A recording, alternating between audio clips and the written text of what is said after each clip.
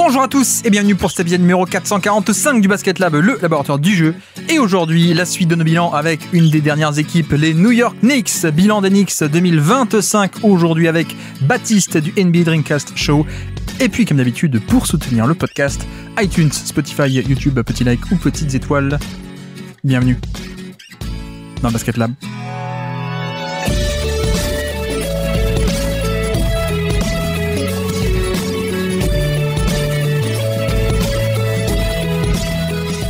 Et donc, on se retrouve pour un nouveau bilan 2025 avec cette fois-ci les New York Knicks, les Knickerbockers de New York, avec quelqu'un qui est fan de ces Knickerbockers. Pardon, je pète les plombs en fin de bilan. Quelqu'un qui va devoir s'habituer à voir ses joueurs préférés ne pas jouer 40 minutes par match. C'est Baptiste, comment ça va Baptiste ? Eh bien, bonjour Guillaume, bonjour à tous. Ça va très bien, c'est un peu mon... J'y ai pensé un peu aujourd'hui, mais c'est un peu mon... Comment dire ? Je vais dire au revoir à Tom Thibodeau aujourd'hui, finalement, parce que j'ai pas pu le faire. Je vais faire mon deuil de Tom Thibodeau.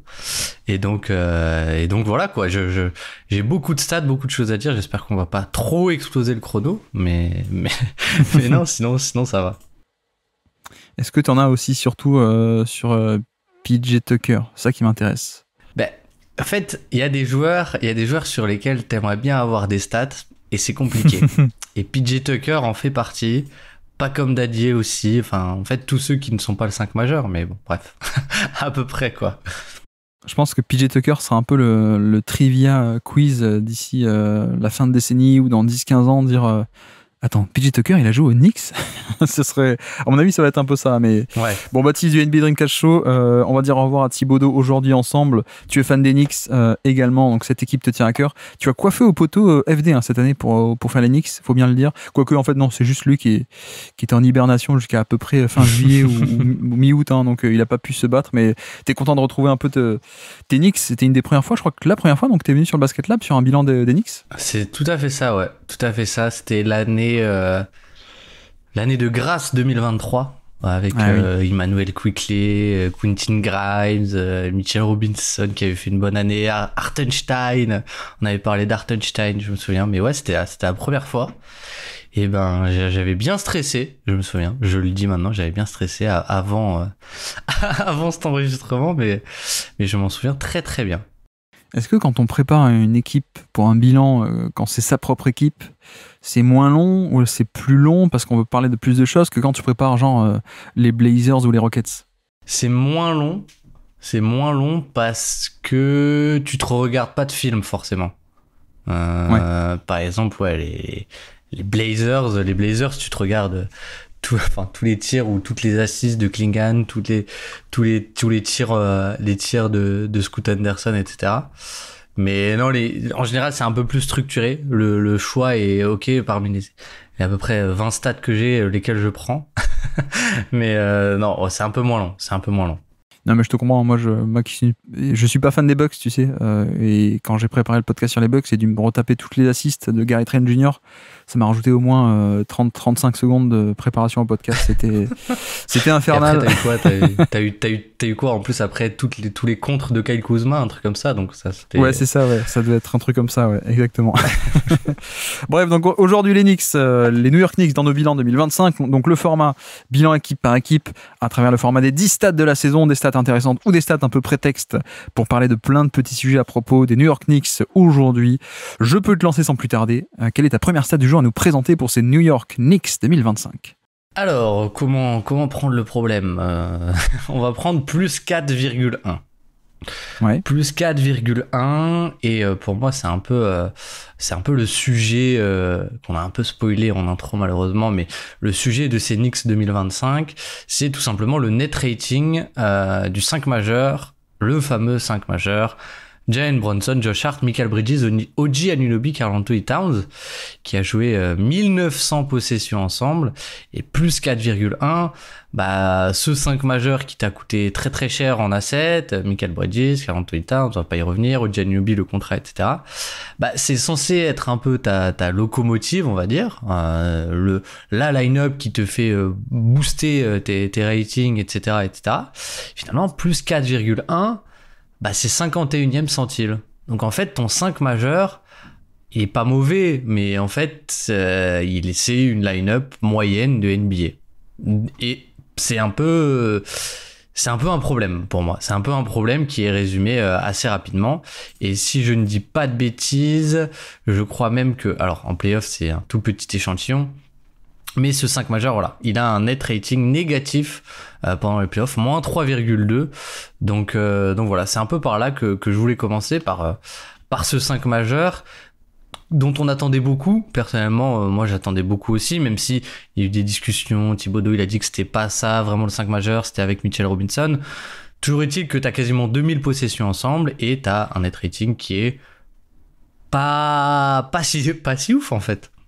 Mais presque au-delà du net rating, le fait que, comme tu dis, il y a 1900 possessions jouées ensemble, déjà ça c'est une stat en soi. Parce que c'est vrai que c'est un peu quasiment une anomalie aujourd'hui en NBA. Alors, pas pour le côté le jeu en 2025, mais je veux dire, sur la saison, par exemple, ils sont premiers avec 1900 et quelques, donc presque 1900. Deuxième, il y a les Wolves, qui sont à 1400 et quelques, leurs 5 de départ, donc Conley, Edwards, McDaniels, Randle et Gobert. Le troisième est à 1000 possessions, c'est les Pistons. À peine 1000 possessions et après 900, 800, etc. Donc il y a un écart assez faramineux. Et c'est vrai que, tu vois, d'un côté, on peut dire, bon, bah, plus 4,1, c'est ça le net rating que tu as énoncé pour ce 5 de départ. C'est ça. Plus 4,1, bon, bah, au final, tu vois, le net rating global de l'équipe est à plus 5. Donc en fait, bah, c'est un line-up qui joue énormément. Donc, grosso modo, c'est un peu eux, le cœur de l'équipe. Donc c'est pas si choquant que ça. Sauf que, de l'autre côté, contre-argument, en fait, ton 5 de départ est censé te tirer vers le haut, niveau différentiel attaque-défense.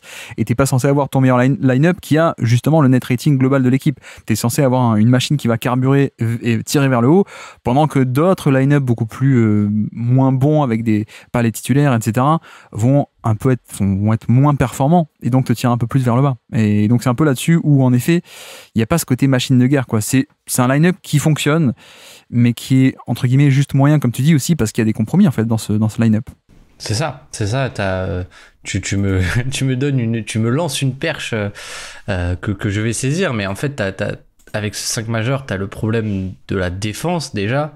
T'as un defensive rating de 116 qui est pas terrible, mais sans avoir un boost immense de l'autre côté, parce que le problème qu'on a très très vite vu, je dirais à partir de décembre, au mois de décembre, il y a une série de victoires avec, ils jouent 2 fois les Wizards, etc., donc ça s'enflamme un peu.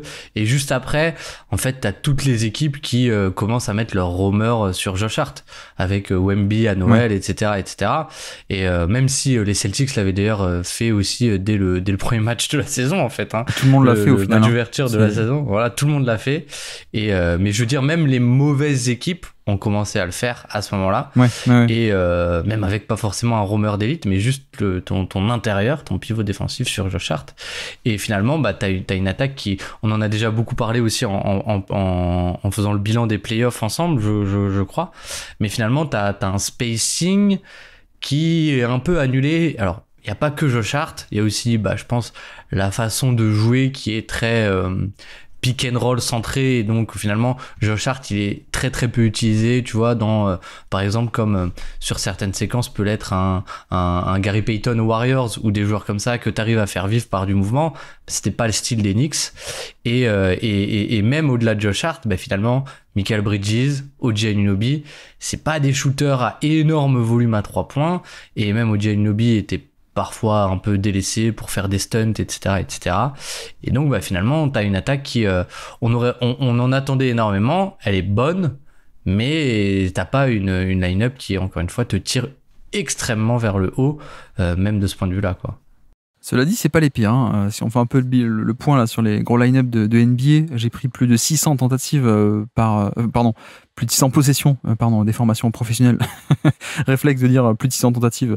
Donc plus de 600 possessions jouées ensemble. Donc les gros line-up où voilà, ça commence à être pas mal comme échantillon. Donc on peut un peu commencer à se fier aux résultats un tout petit peu au niveau des ratings, net rating. tu vois, le pire de NBA, c'est les Rockets. Van Vliet, Amen Thompson, Jalen Green, Dylan Brooks et Sengun, ils sont à -7. C'est quand même assez faramineux. Mais bref, les Rockets, c'est un peu un truc à part. Parmi les gros, sinon, on a aussi des équipes, tu vois, OKC, ils sont premiers de NBA sur le 5 de départ, donc avec Wallace, SGA, Lou Dort, Williams et Hartenstein, parce que Chet a été absent. Ils sont à +15, par exemple. +15 net rating. Les Pacers aussi à +13. Denver, +13 également. De nouveau les Pacers, deuxième line-up d'ailleurs, 2 line-up à plus de 700 possessions jouées ensemble, également à +12. Les Clippers de Harden, Chris Dunn, etc., +10. Un line-up des Rockets d'ailleurs, qui cette fois c'est pas avec Dylan Brooks, c'est avec Jabari Smith, qui du coup est à +7, tu vois, donc c'est un peu... Mais en effet, il y a ce côté, on voit que des grosses équipes ont ce genre de locomotive, quoi. Ton 5 de départ est une locomotive. Alors, une fois qu'on a fait un peu ce point-là, également pour dire quel est un peu le talon d'Achille du net rating et notamment des petits échantillons. Baptiste, tu le sais, c'est le 3 points. Le 3 points, petit échantillon veut dire qu'il n'y a pas assez de temps que ça se normalise. Donc les line-up, faire toujours très attention parce que là on parle de minimum 600 possessions, c'est pas grand-chose non plus. Donc je peux en plus te confirmer que en effet, il n'y a pas eu de surchauffe ou de sous-chauffe au niveau du 3 points. Donc, tu vois, en attaque, ils ont mis leur tir, les Knicks, à peu près 36% et quelques. Donc, voilà, pas loin de la moyenne. Et en défense non plus, ils ne sont pas pris une pluie de 3 points, une surchauffe de l'adversaire qui aurait fait baisser leur defensive rating. Non, là encore, ils sont à peu près dans la moyenne, autour des 37% à 3 points. C'est dans la moyenne. Donc, je dis ça aussi parce que en général, quand on a un score quand on a un score tout court, d'ailleurs, il faut aller voir est-ce qu'on n'a pas un peu un boost positif ou négatif du 3 points. Là, c'est pas le cas, donc ça confirme un peu plus, on peut un peu plus le graver dans le marbre, le fait qu'on ait un score qui est sympa, mais pas tant que ça, quoi. Donc, tu vois, il y a même pas le côté ah oui, mais en fait, attention, nuance, les adversaires ont mis tous leurs 3 points face à eux, donc en fait, ce line-up était secrètement bon, mais ils n'ont pas eu de la chance. Non, c'est juste qu'on a eu un line-up qui était pas parfait, et je te rejoins, je crois qu'on en a parlé effectivement déjà, mais on peut le répéter dans les bilans. J'ai l'impression que Josh Hart annule un peu le pouvoir magique de Towns, en fait. Ouais. C'est-à-dire que le pouvoir magique d'avoir un pivot qui s'est shooté, c'est que tu peux avoir 5 shooters à 3 points. C'est un peu... déjà parce qu'il y a cette vertu de quand c'est le pivot qui shoot, a priori il est défendu par un pivot lui-même, donc il peut éloigner du cercle le pivot adverse. Donc ça, il y a un aspect tactique hyper intéressant. Et puis aussi un aspect de marché, on peut dire, où trouver un shooter sur le poste 5, c'est la chose la plus rare, c'est donc la plus difficile, alors que trouver des postes 1, 2, 3, 4 qui savent à peu près shooter, tu peux le faire plus facilement. Donc, quand tu as un poste 5 qui shoot, et sans doute un des 2 meilleurs, je pense avec Porzingis actuellement, Porzingis et Towns, tu as un peu ce côté pouvoir magique de, dès que tu l'as, tu as cette valeur structurelle de ton attaque a potentiellement, ce côté spacing absolu.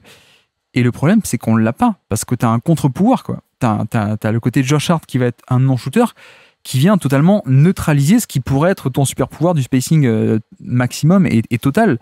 Et c'est là-dessus que c'est peut-être un peu dommage et que ça se combine pas aussi bien que ce qu'on le voudrait, parce qu'en termes de chiffres, tu as dit le net rating qui est sympathique, mais pas plus. Je crois qu'ils sont globalement en défense, ils sont pas autour de la moyenne, sans plus, mais en attaque, ils sont même un peu en dessous de la moyenne. Tu parles du 5 majeur ou des Knicks Oui, c'est 5 majeurs. Ouais. Oui, ils sont à... Tac. Non, eux, ils sont à 119 d'offensive rating. C'est pas mal, mais... Oui, pardon, c'est l'inverse. Oui, je me suis trompé. Mais oui, c'est ça. C'est la défense où ils sont un peu en dessous. Mais tu vois, en fait, c'est ça. Même dans la moyenne, en fait, quand t'as Karl Anthony Towns et que tu joues B en tant que poste 5... C'est ça, ouais. Tu t'attends à avoir une line-up à, je sais pas, 122, 123, 124, un truc comme ça. Un peu fou, quoi. Mais tu l'as pas. Et il y a un truc qui est aussi, je pense, faut dire, c'est que ta structure d'équipe, c'est pas du tout une équipe strength in number comme, je sais pas, les Warriors de la grande époque, ou comme, tu vois, je sais pas, les Rockets que t'as cité, ou les Pacers, etc. C'est un peu une équipe à la Boston qui a un énorme 5 majeur, et du coup, en fait, le fait que ton 5 majeur ne marche pas, c'est encore plus problématique. Et où même les Knicks de 2023, dont on avait discuté ensemble, leur grosse force, c'était justement ce banc qui éclatait tout le monde, quoi, qui éclatait tout le monde à l'époque. Ouais. Mais donc en fait, t'as presque ce truc, tu vois, genre c'est décuplé, quoi. C'est comme un intérieur, la protection de cercle, si elle est bien, ça double. Si elle est pas bien, t'as un gros malus. Bah là, tu mises tout sur ton 5 majeur, bah oui, s'il est pas si fou, bah t'as un encore plus gros malus, quoi. Disons que, pour le reformuler, on a le line-up avec Josh Hart, donc ce 5 de départ. C'est le line-up où, quand tu as Towns en pivot, il y a le pire score offensif de tous ces line-up. Et c'est pas normal, quoi. Enfin, c'est pas normal. C'est dommage, plutôt. On peut le dire comme ça. Mais après, bon, on parle de ça. Mais tu vois, je peux aussi citer ma première stat du jour, moi, si tu veux. Moi, c'était 0,3. La différence de net rating entre 2024 et 2025, à peine 0,3 de différence. Bref, parlons plus simplement. L'an dernier, ils étaient à 4,9 de différentiel attaque-défense par 100 possession de net rating. Ils sont cette année à 5,2. Donc en fait, c'est sensiblement, même exactement la même chose, à peu de choses près. Et on est aussi 7e attaque l'an passé, ils sont montés 5e. Donc ça pas changé tant que ça. Et 10e défense l'an passé, ils ont glissé à 12e, et là encore, ça change pas tant que ça. Tu vois, tu gagnes 2 places en attaque, tu perds 2 places en défense, mais c'est très très similaire. Et pour le coup, je dis ça aussi parce que là, on commence par un côté, bon, le 5 départ, il marche pas tant que ça. On a quand même un des meilleurs net ratings de NBA, quoi. Je crois qu'ils sont top 10 pour sûr, ils doivent être top 7, top 8, je crois. Donc voilà, être au niveau des plus 5 de différence attaque-défense par 100 possessions, ça reste tout de même un bon score. Et d'ailleurs, ils ont fait un run de playoff qui a été assez appréciable. Mais pour dire aussi que, même si l'équipe en soi et en l'état était déjà très forte, et même plus que ça, sans doute, il y a peut-être la déception au-delà de ça de « Ah oui, mais peut-être qu'on pourrait être encore mieux, en fait ». Ouais, c'est ça. C'est que finalement, ils sont 6e au net rating, mais finalement, faut quand même se rappeler un peu du contexte, je pense. C'est que les Knicks avaient énormément d'assets. Alors oui, tu perds Hartenstein, et c'est peut-être à ce moment-là que toute ton histoire bascule, parce que ici met 30 millions l'année dessus. Mais t'as quand même lâché 5 first rounds sur Mikal Bridges. Ensuite, t'as fait un gros package avec aussi Dante DiVincenzo et Julius Randle pour Karl Anthony Towns. Donc finalement, tu t'attends à passer, finalement, tu t'étais à plus 5, tu t'attends presque à être à plus 8. Finalement, ce côté pas de progression, tu restes une très bonne équipe, mais tu restes une équipe outsider, tu vois, au moment de commencer les playoffs. Et bon, finalement, tu fais un run qui est très très bon. Mais tu restes une équipe, j'ai envie de dire, t'es pas chapeau 1 de NBA, alors que t'étais pas loin d'être chapeau 1 l'an dernier et t'as mis énormément d'assets. Je pense qu'il y a un côté un peu une petite déception, même si le style a aussi énormément changé. Et ça, je pense que là-dessus, on pourrait y revenir. Mais l'empreinte de Karl Anthony Towns est aussi assez marquée sur cette équipe, quoi qu'on en dise aussi. Quoi. Bah oui, et c'est pour ça que je parlais de cette différence à peine de 0,3 à peine entre l'an passé et cette année en termes de net rating. C'est qu'en fait, t'en viens presque à te dire mais pourquoi avoir échangé Towns contre Randle, vu qu'au final, c'est la même chose, tu vois. En fait, ça servait à rien de faire cet échange. En l'occurrence, je pense que c'est pas aussi simple que ça, notamment parce que c'était précisément, c'est pas Randle contre Towns, c'est Towns contre Randle et DiVincenzo, et tu as en plus perdu dans l'affaire Hartenstein, qui est pas dans l'échange, mais que tu as aussi perdu comparé à l'an passé.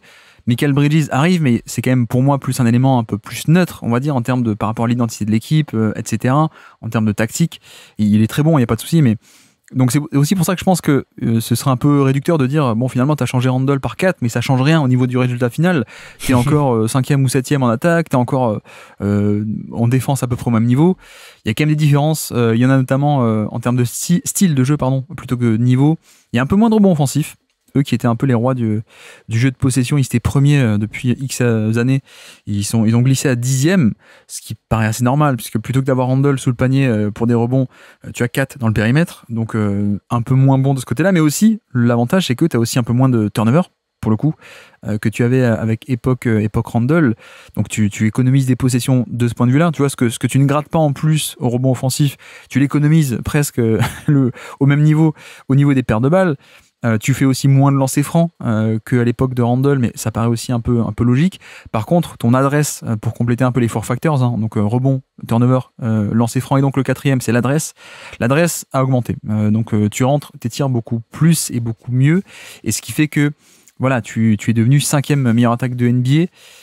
Mais mine de rien, et je pense que t'as certaines des stats que j'ai dit, tu devais les avoir, et on peut continuer à égrener, à détailler cette attaque de Knicks, mais presque l'objectif quand tu fais ce trade de Towns, c'est presque de dire on sait qu'on va être nul en défense, il Il faudrait peut-être qu'on arrive à créer un tel différentiel en attaque que ça compense un peu la défense qui va être moyenne, quoi.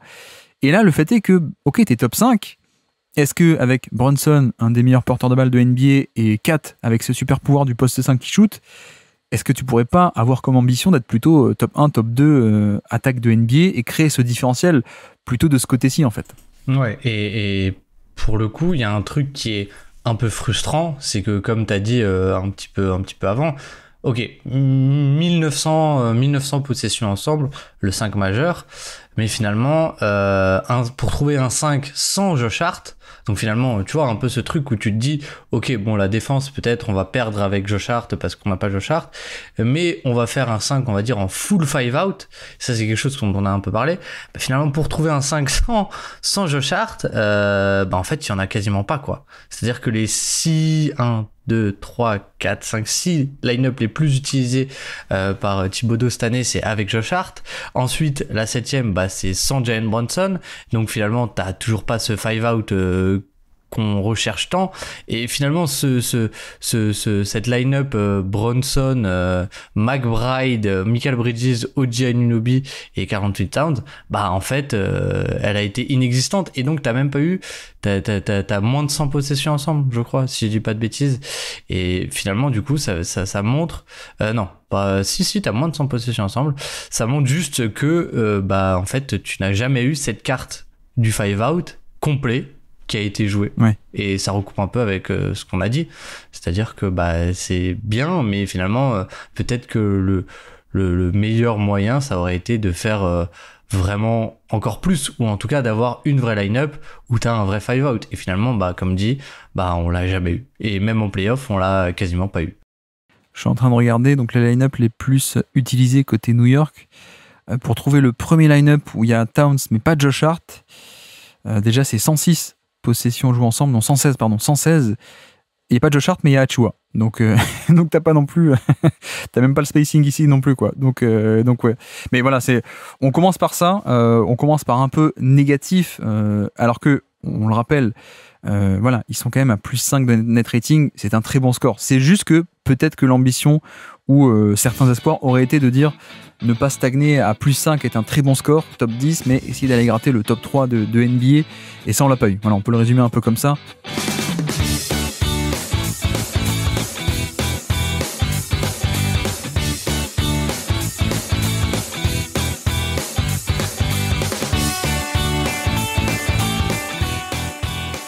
Et donc je peux te lancer, quelle est ta deuxième stat du jour à nous présenter pour ces New York Knicks 2025? J'en ai deux, et du coup c'est un peu pour parler de cette attaque justement. C'est plus 18, allez on va dire plus 18. C'est la progression au classement NBA, donc sur 30, de la fréquence au cercle des Knicks. En fait, t'étais 22e l'an dernier, et tu es devenu 4e cette année. Je pense que tu l'avais aussi pas mal. Et finalement, c'est ultra contre-intuitif parce que t'as échangé Randle pour Karl Anthony Towns. Mais en fait, l'impact de Karl Anthony Towns là-dessus, il est absolument énorme parce que en fait, en termes de on-off, en termes de fréquence de tir pris au panier, il est à plus 7%. C'est 98e centile. Donc en fait, les Knicks prenaient 7% plus de tirs au panier avec Karl Anthony Towns que sans lui, et c'est évidemment le plus gros score de l'équipe, un des plus gros scores de NBA, 98e centile, et ça a vraiment été le moteur de cette transformation, de par déjà les lignes de drive qu'il ouvre pour Jalen Brunson ou d'autres, mais surtout, c'est sur les cuts et c'est sur des séquences qu'on a vues peut-être un peu trop rarement par moment, mais je pense qu'on verra peut-être encore plus l'année prochaine, où il est soit utilisé en trailer et il arrive en transition, mais surtout quand il est utilisé en hub en fait, quand il est utilisé en hub offensif et qu'il y a un peu tout qui tourne autour de lui et que là il y a des cuts, etc. Et là Josh Hart il peut être utilisé aussi en poseur d'écran, mais pas forcément sur le ballon, mais plutôt loin du ballon. Et finalement ça, je trouve ça vraiment très très positif parce que t'as vraiment une équipe qui a réussi à aller au cercle, peut-être pas à volonté, mais pas loin. J'ai envie de dire pas loin. Oui, parce que niveau on-off, comme tu dis, c'est lui qui a le plus gros on-off de fréquence de tir au panier. Donc la plus grande corrélation au niveau de l'équipe des tirs au panier et un joueur, c'est lui, quoi. Donc on voit bien ce truc-là. J'avais noté aussi donc quatrième, top 4 en termes de fréquence de tir au panier. Et en plus, de l'autre côté, pour augmenter le côté paradoxal, sans doute, la fréquence à 3 points a chuté. Ouais. Ils étaient 11e plus grosse fréquence de 3 points. Ils ont chuté à 27e, donc 27e sur 30, 4e pire de NBA, de même au niveau des catch and shoot en particulier, 4e pire de NBA. Et c'est vrai que ça, pour le coup, c'est très paradoxal. Tu te dis, ouais, mais en fait, on recrute un pivot shooter, et finalement, on va plus au panier, et on prend moins de shoot. Mais c'est là où j'aime beaucoup, parce que ça vient parfaitement illustrer aussi pourquoi est-ce qu'il y a eu cette révolution à 3 points. Ne l'oublions pas, et comme Mike D'Antoni, qui à l'époque le faisait aux Suns, qui a été un peu un des pionniers de ça, l'explique très bien. Lui, son idée, c'est pas le 3 points pour le 3 points, c'est le fait est que la zone la plus dangereuse a toujours été le panier. Et donc plutôt que, en fait, soit tu avais un pivot, un Shaq, ou années 90 encore avant, ou même 2000, un Tim Duncan, Shaq, ou des mecs comme ça, ou même avant des Pat Ewing, des Olajuwon. En fait, soit tu avais la chance d'avoir un mec comme ça, et donc bah oui, tu donnes la balle à ce mec-là proche du panier, et ça marchait. Et si tu l'avais pas, t'étais un peu dans la panade. Et donc Mike D'Antoni a dit, bon bah finalement, vu que j'ai pas ce pivot pour scorer autour du panier, plutôt que mettre la balle à l'intérieur, je vais juste libérer la zone, et donc grâce aux 3 points, pour ensuite mieux pouvoir y pénétrer. Et c'est vrai que c'est un peu un côté parfois d'accusation idéologique sur le 3 points, de oui, c'est le 3 points pour le 3 points, les analytics, vous regardez pas les matchs, vous êtes sur Excel, etc. Enfin bref, toutes les critiques un peu qu'on connaît, alors qu'en fait non, le 3 points est au service du panier, et le panier reste et restera l'objectif prioritaire des Mike D'Antoni, de tous les coachs offensifs. Ils veulent aller au panier le plus possible. Et je trouve qu'il n'y a peut-être pas plus belle illustration depuis quelques années avec ces Knicks, quoi, qui, ça paraît totalement contre-intuitif, hein, comme tu dis. Tu recrutes un pivot shooter, et finalement, tu prends moins de tirs à 3 points, et tu prends encore plus de tirs au panier. Et je rajoute de surcroît, je ne sais pas si tu te souviens, on en avait parlé, je crois, dans la saison déjà, mais les Wolves, c'est exactement l'inverse. J'allais dire. C'est ça qui est beau, mais d'une beauté sans nom. C'est poétique. C'est poétique, c'est que les Wolves, c'est tout l'inverse, quoi. Les Wolves, c'est tout l'inverse, et c'est le parfait exemple de ce que t'as dit, quoi. Parce que Towns, effectivement, on n'est plus aux Wolves qui prenaient, enfin, du coup, ils prennent moins de tirs dans la peinture, et ils prennent encore plus de 3 points. Alors que là encore, tu dis, mais comment ça se fait que tu prends plus de 3 points alors que t'as plus Towns, quoi. Bah ouais, mais parce que, en fait, les 3 points, parfois, quand l'accès à l'intérieur est bouché, t'es un peu obligé de prendre par des piles les 3 points à l'extérieur, quoi. Donc ouais, c'est quand même magnifique tout ça. Et tu vois, on parlait du fait que on n'a pas un spacing maximum à cause de Josh Hart, même si Josh Hart est aussi utile sur d'autres points de vue, on l'a pas non plus expliqué, mais pourquoi est-ce qu'il joue autant? Parce qu'il faut bien qu'on ait des mecs défensifs pour compenser Towns aussi, tu vois, on peut pas juste dire ah non, il y a qu'un côté du terrain qui compte, et Josh Hart il vient totalement gâcher Towns. Il y a aussi le côté, oui, mais Towns a aussi besoin de mecs comme Josh Hart de l'autre côté pour que Towns soit viable. Donc c'est là où est tout le dilemme, là que réside la vraie problématique. Mais ce que je veux dire, c'est qu'on n'a pas déverrouillé le spacing maximum. On a quand même eu, je trouve, de belles séquences de spacing, malgré ce petit malus, malgré ce pas parfait. C'était quand même très cool, et cette fréquence de tir au panier, pour moi, l'illustre assez bien. Et ce qui fait qu'on a aussi une équipe qui, d'ailleurs, sur demi-terrain, justement, est passée de 16e, donc moyenne, 16 sur 30, à 7e de NBA. Et ça, c'est quand même assez cool, je trouve, notamment quand tu te projettes vers des performances de play-off, en fait, d'être plus tu es bon sur demi-terrain, a priori, plus tu peux être un peu confiant pour passer des tours. Et tout à fait. Après, c'est vrai que c'est aussi sans doute lié au rebond offensif, qui est du coup qui est un peu moins bon cette année, et qui du coup est pas compris dans la stat. Mais il y a une autre stat que je m'étais notée, qui est grosso modo exactement le reflet de ce qu'on vient de dire, ou quasiment la même chose. C'est que l'an dernier, ils étaient à 6% de cut, donc d'action finie par un cut. C'était 22e de NBA, et cette année ils sont à 7,6%, et c'est 8e de NBA. Donc en fait, on a une équipe qui a réussi à générer beaucoup plus de cuts enfin beaucoup plus. Enfin si, c'est quand même notable, mais une grosse progression en termes de cuts. Et je pense que ça, c'est un peu le truc aussi. Bon, maintenant on est a posteriori, donc voilà, je vais râler un peu encore une fois, mais qu'on n'a pas assez vu, je trouve, aussi pendant les playoffs.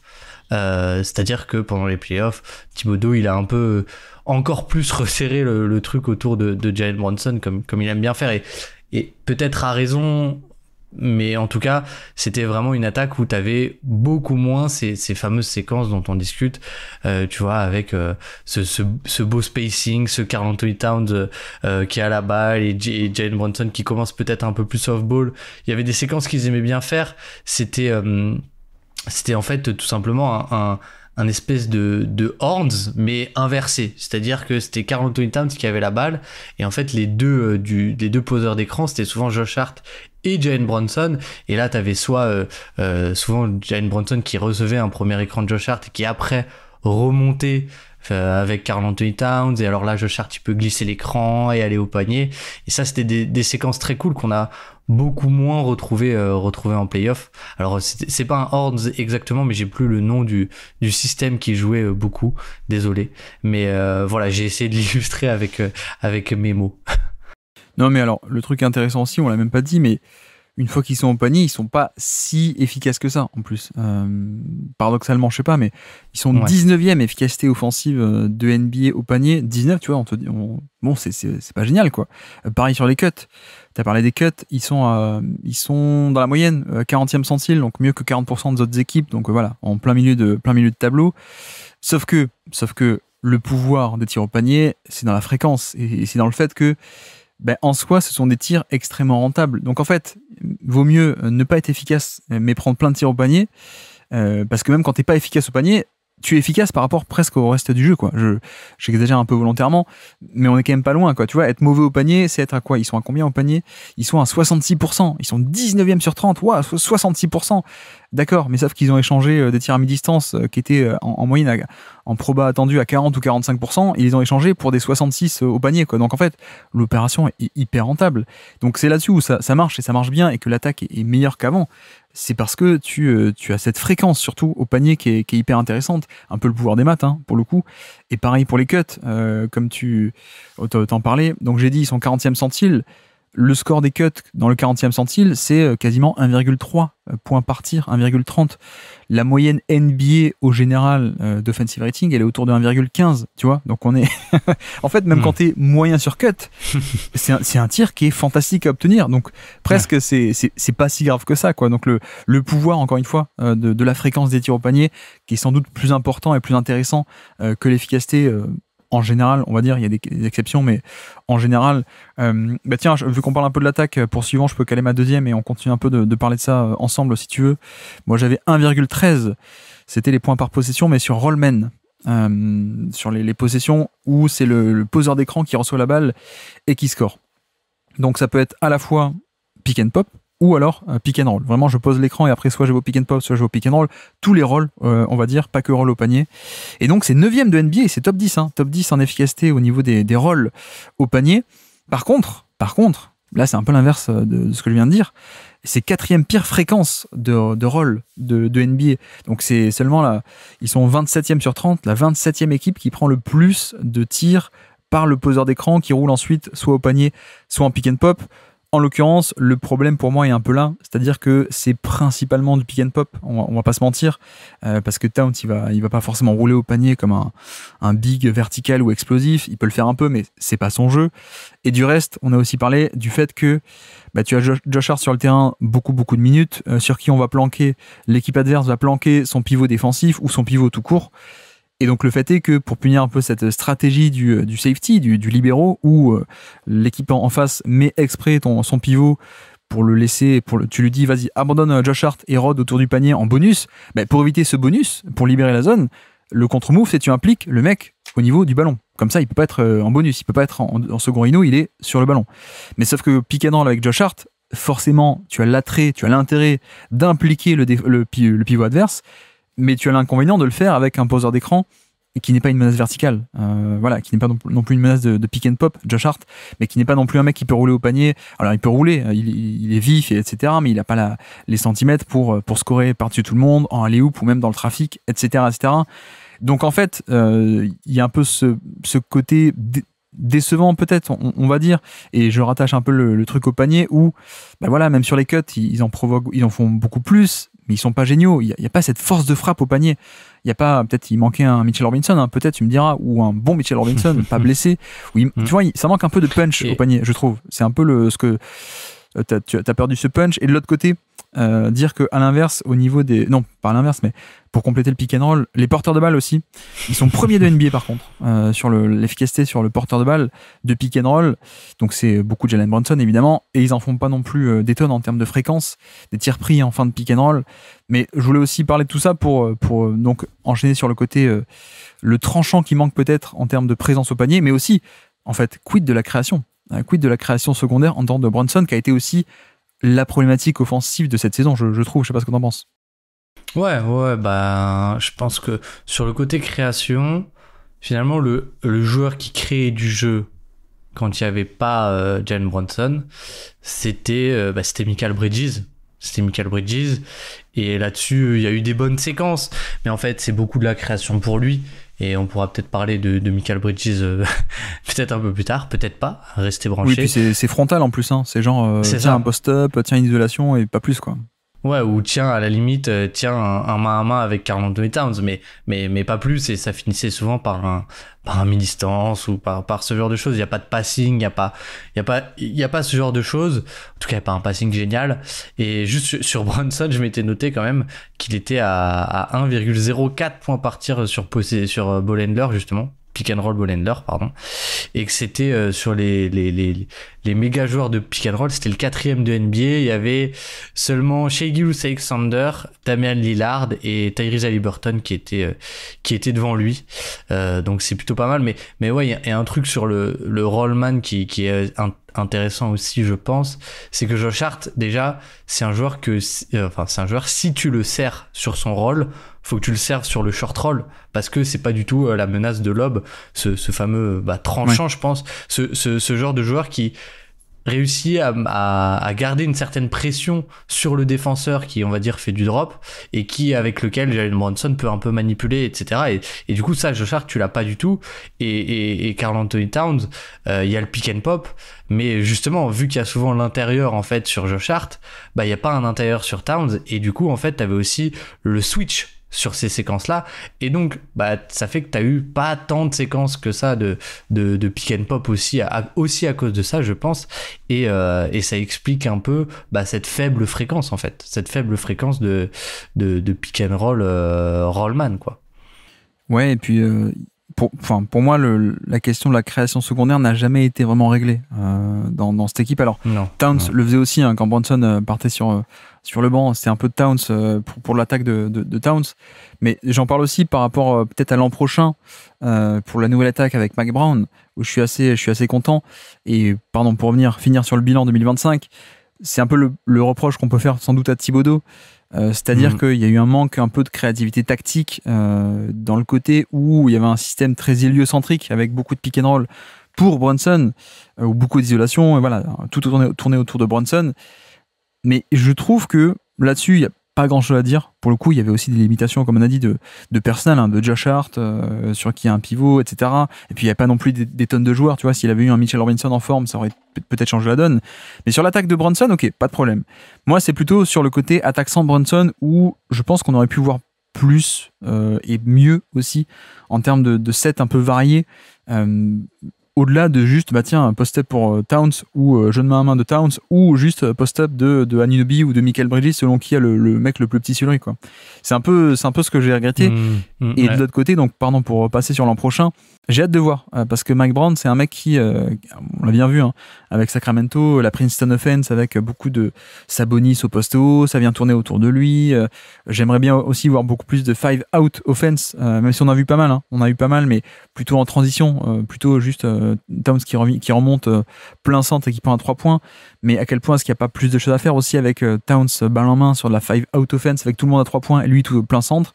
À quel point sur des zoom action aussi, tu vois, j'ai pas trouvé qu'il y en avait tant que ça des zoom action aux Knicks. Peut-être qu'on aurait pu en faire plus aussi sans Brunson, je veux dire. Et voilà, j'ai pas envie de dire que le bilan est négatif ou voilà, c'est la caricature de Thibodeau, c'est un coach défensif qui est nul en attaque. Je pense que ça, c'est une erreur de dire ça. Il y avait aussi en plus des limitations de personnel, d'effectifs. Mais je pense qu'on aurait quand même pu faire mieux pour créer un peu cette attaque quand il n'y avait pas Brunson sur le terrain. Ouais, c'est ça. Pour résumer un peu, je trouve que toutes les actions de pick and roll, c'était souvent Pour Brunson, je parle, c'était souvent en plus pas que des pick and roll ultra. Enfin, c'était pas que un pick and roll, spread pick and roll, c'était plutôt très très bien amené. Et là-dessus, rien à dire, il avait vraiment des super sets. Mais en fait, tout le reste, comme tu dis, bah, c'était pas top. Et c'est vrai que, un peu pour parler de l'année prochaine, moi, c'est vrai que c'est un peu là-dessus où je me dis, c'est quand même cool d'avoir Gershon Yabusele, même si je pense que je suis beaucoup moins chaud que la moyenne sur cette arrivée, mais c'est que t'as une vraie carte de five out, quoi, en théorie. T'as une vraie carte de vrai five out, avec, encore une fois, la carte de tous ceux qui étaient déjà dans l'effectif. Mais donc ouais, je suis plutôt d'accord que, d'ailleurs, ça se voit pas tant que ça sur les on-off ou des choses comme ça. Mais en fait, t'avais une attaque qui avait pas d'autres porteurs de balles. Et encore une fois, dès qu'il y a, enfin, j'ai trouvé ça tellement frappant en playoff de, ok, les Pacers, au bout d'un moment, assez rapidement, ils ont mis de plus en plus de pression sur Jalen Brunson tout terrain. Et bah les Knicks avaient finalement pas d'autre ball handler. Et les Knicks ont essayé de faire ça, ça a duré un match. Et après Rick Carlisle, il a dit c'est pas grave, si vous mettez la pression sur Haliburton, on va faire remonter la balle à Andrew Nembhard, on va faire remonter la balle à TJ McConnell.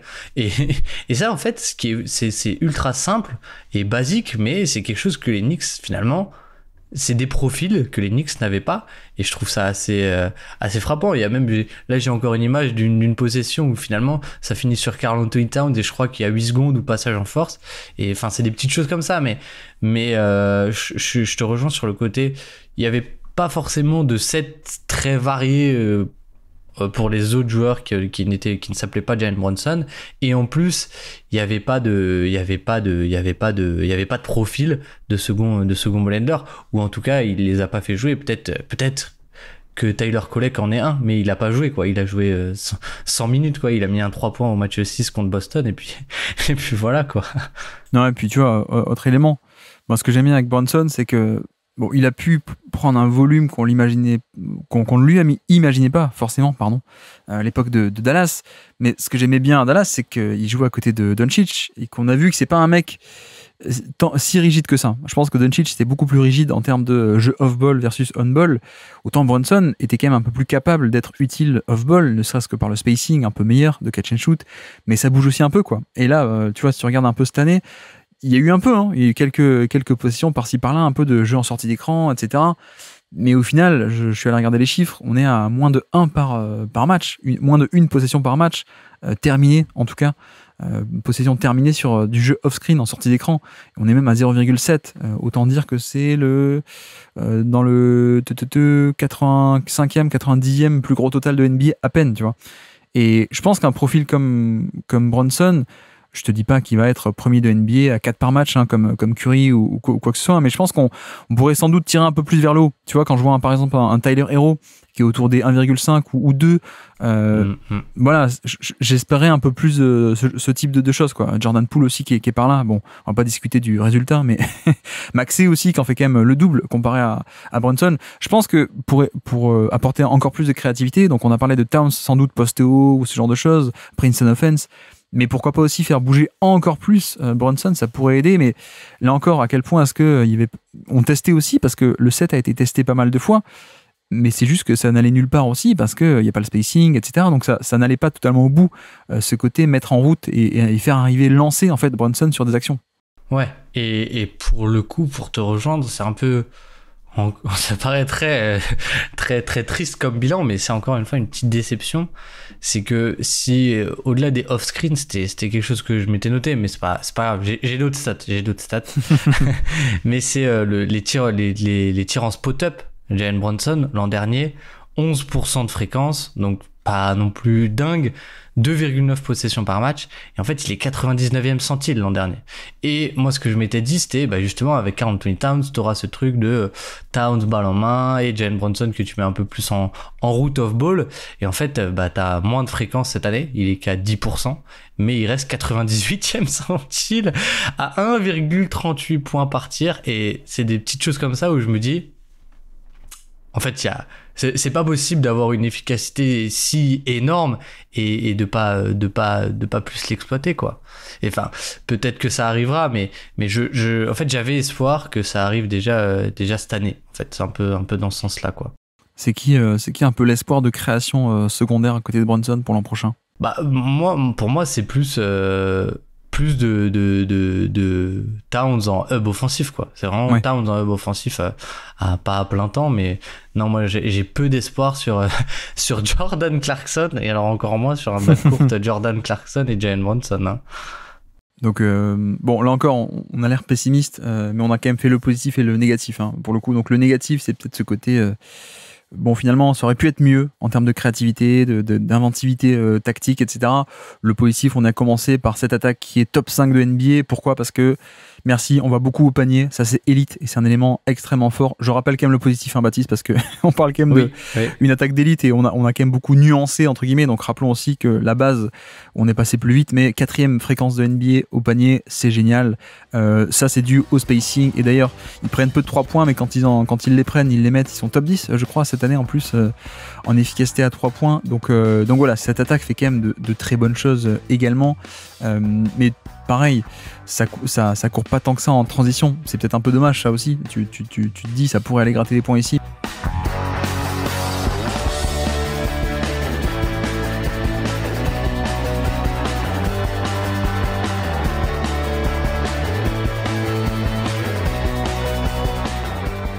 Avançons, je peux te lancer. Quelle est ta 3e stat du jour à nous présenter pour ces New York Knicks 2025? Et ben la 3e stat, je vais aller sur un joueur et je vais dire 41. Ouais. 41, c'est le free throw rate plus de Mikal Bridges. Ah oui, c'est pas beaucoup ça. Et ça, c'est quand même sacrément faible. Et donc en fait, Mikal Bridges est un joueur qui cette année a tenté 59% de lancers francs en moins comparé aux joueurs moyens de NBA. Pas comparé à l'élite, comparé aux joueurs moyens de NBA. Et en fait, c'est un joueur qui a jamais forcément provoqué beaucoup de fautes.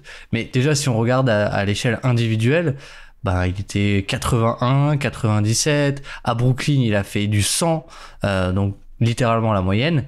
Et là, t'as une grosse chute, quoi. Ces scores, c'était entre 80 et 100. On va dire ça comme ça. Et là, il chute à 41. Et j'ai plus le chiffre, mais je crois que ça représente un truc genre 60 lancers francs dans la saison. Si je dis pas de bêtises, je vais retrouver le chiffre. Mais non, je suis un peu dur. C'est 118 lancers francs tentés cette saison en tout et pour tout. 118 en 3000 minutes, hein, mine de rien. Tu vois, parce que c'est genre le 2e temps de jeu de NBA, je crois. Donc, ouais, je crois que ça fait longtemps que j'avais pas vu 3000 minutes hein, sur une page basketball référence, c'est étonnant. Ouais, et seulement du coup 118, c'est ça, 118 lancers francs. Ouais, c'est ça. Ouais. Et en fait, on a un joueur qui alors c'est assez marrant parce que j'écoutais ce matin dans les transports en commun le bilan qui est sorti aujourd'hui avec Azad, où vous parliez de Kawhi Leonard, et Kawhi Leonard, ça s'explique complètement par l'âge, par le retour des blessures, etc. Ouais. Et Mikal Bridges, pour le coup, c'est vrai que c'est quelque chose, ça a toujours été un joueur qui fuyait un peu le contact, qui, ça se voit, va toujours chercher l'angle plutôt que le contact, etc., etc. Mais là, c'est presque devenu, j'ai envie de te dire, la caricature de lui-même, quoi. La caricature de lui-même, avec si peu de lancers francs et 40% de tirs à mi-distance pris de sa part.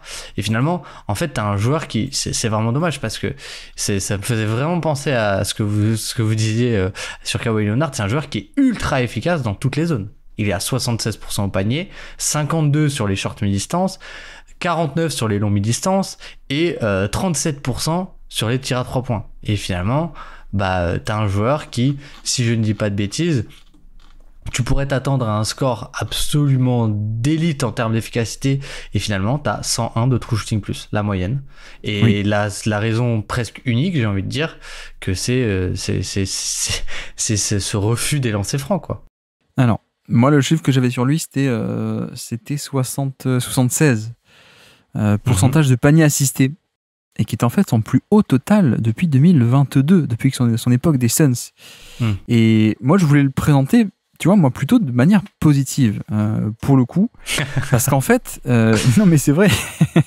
c'est vrai. Pour moi, c'était bien, en fait. Pour moi, c'est bien qu'on retrouve un mec qui soit à ce point assisté, donc, où les tirs, ses paniers sont créés par autrui. C'est un peu l'idée. À l'époque des Suns, il a passé 3-4 saisons autour des 80%, carrément de 83-85% de paniers assistés. Voilà, pur role player.